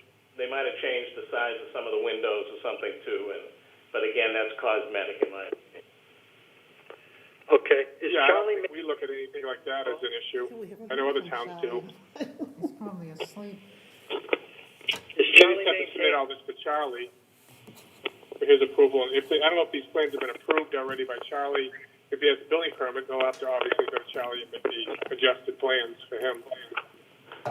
Is Charlie still on the call? Yes. Wow. Have any issues with this? I don't have the plans in front of me, so I don't know. He can't. He doesn't have no visual. He doesn't have any visual. No, I have nothing. And Kevin said it's not considered a third story. Is it considered a half story? It's my understanding that the architect had some conversation with you, Charlie, but I wasn't privy. There's no floor plan to see it because the third floor can't be more than 50% of the floors below. If I'm not mistaken, Charlie, I don't think 60%. it increases. But I don't have a floor plan. 60%. 50, right? 50. 60. 60. Oh, 60. That was 50. Okay. I mean, it's a dormer. I don't see. There's no floor plan, so I can't see what the floor plan looks like. I don't know what it was before and what it was after. I think there was a letter that accompanied the plan from the architect, which which outlined exactly what was being proposed and why he reached the conclusion that he did. There's a shed dormer, Charlie, that's it's in the middle and it's half the width of the building, roughly. I don't know what to tell you. I don't have any plans. I didn't receive any plans. I don't know. I mean, we can condition it on Charlie's approval of the changes in the plans. That'd be the only concern. Is this for a vote tonight, or is this just for discussion? Well, this is really not trying to go through a new formal hearing to make this cosmetic change. So all I'm looking for is the opportunity to modify the plan and without having to come back to the board for a modification of the finding that was made. I'm sorry. I'd say it's Charlie's call when he gets the revision, the revised plan, if he thinks it needs to come back to us. I agree. So, Kevin, you're saying it's a minor modification in your opinion? Yes, that would not require, I mean, we've done this before where we've had cosmetic changes to a plan and have simply submitted the plan to the board so they had it for their file, and it didn't require any further hearing or action by the board. Was it a special permit that was approved before? It was a specific finding because I believe it was under I'm getting too late, 174-17 if I'm not mistaken. Okay. So I don't think it's an issue. But we'll let Charlie make the call when they bring the revised plan to him. Jim has a question. I agree. Jim has a question. Go ahead, Jim. I disagree. I think something like this ought to be in a regular meeting and documented as such. Do we have anything in our bylaw that says that? It has to be a minor modification. So if it's cosmetic, I don't think we need that. Yeah, do we have anything in our, I know Falmouth does on special permits because they just went through it, but I don't know if we have it in our bylaws that it says a modification to the to the cosmetics of it. I really think this is a Charlie call. Let Kevin bring it to Charlie, and Charlie can say, hey, look, you need to go in front of the board, or you don't need to go in front of the board, and I can just change it. I agree. Let Charlie make the decision. Is there an increase in habitable floor space? It's in an attic. It's in the attic. It's a really storage for all practical purposes. All right, so I'm going to... When they went before the Conservation Commission, they had to remove one. They had two sheds on the property. They had to remove one of them. Conservation required to be removed, and they're just looking for additional storage space, and the shed dormer provides some light in the attic area. So it's not habitable space on the third floor? No, it's not. It's not finished space. Yeah, well, there you go. Then I don't think it's any issue at all, but that's... Well, here's the deal. The building code says habitable, okay? Kevin, is it habitable? Is it going to be heated? I don't believe so, but I would have to, I don't know the answer to that. But again, I did provide the plan. I did provide a letter from the architect indicating why it didn't constitute a third floor,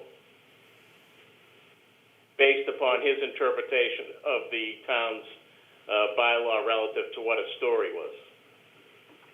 That was in the original filing, Kevin?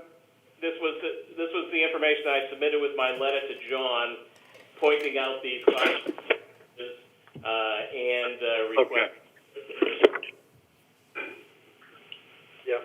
And if I'm not mistaken, the architect's letter accompanied that, as well as that plan that Sharon had just put up.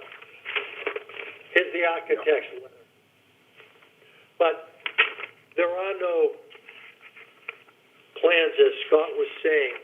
The only thing that was there was what Sharon put up. Right. There's no interior plan because it's basically attic space. Right. So it's not habitable. If it's attic space, it's not going to have heat. Not unless you finish it. And we can certainly get the architect to confirm that with Charlie when he tries to obtain a building permit. I mean, I don't even know if there's a stairway. It might be a pull down. If it's a pull down, that's definitely not habitable space. But I don't have a floor plan to see that. I don't know if there's a stairway going up there or not. Right. Yeah, we don't have enough information to make a decision, I don't think. If it's a pull down, then it's definitely not habitable. All right, but can I say something? I mean, we're talking, Kevin, you're talking about cosmetic. It's, You're actually structurally changing the building. We're adding a shed dormer to the roof, basically. So yes, you are structurally changing the building. And even if we are making that change in the roof, what's the zoning consideration? That would have to go to the board. I haven't seen any plans. Nobody sent me anything on this. Well, what's the date of my letter? Okay, but as I said, there's only 3 pages here, and, well, excuse me, there's more than that, but it doesn't give the information that Charlie needs. It gives that picture, which is the one that Sharon showed. I provided you with what I have. You've got everything that I got. Right. I think Charlie needs more information, and I think this board should put it right in Charlie's court. Comfortable with that. We're comfortable with that. I mean, I'm just looking not to have to come back to the board to modify a specific finding. Okay, I mean, that's really the object If of Charlie my letter. agrees that a minor modification, I'm all for it. But Charlie needs more information. So why don't we just see that, why don't you send everything that Charlie needs, and he'll either say it's a minor modification or a major, and he makes the decision, and we go from there. All right, well, I'll be happy to have the architect send Charlie whatever they have to provide that additional information. I thought that they had a discussion with Charlie, but apparently that's not the case. Okay. Jonathan, the thing is, I mean, it's kind of up to the board to decide if it's a minor modification or not. I mean, I can give you my suggestion. Well, that's what we're looking for. Okay. After you look at the plans. That I would tell Kevin that I feel he should go for a minor modification or a change in the finding. I mean, or issue a building permit. oh, okay. Charlie, you make the call. I'd really have to see the plans, I guess. So they apply for the permit. Wait till you get them. We'll get you those, Charlie. We'll get you those. Yeah, apply for the permit and supply the original, ZBA decision, and we'll go from there. Sounds like a plan. Sounds like a plan to me as well. Mm-hmm. Thank you very much. Okay. All right. So, Sharon, would you like to make a motion to close this meeting? Yes, how did you know? What time is it anyway? Move to adjourn. I'd like to make a motion to adjourn. So moved. We all second. All right. Well, You know they let's- turned the lights off out in the hallway. Good night.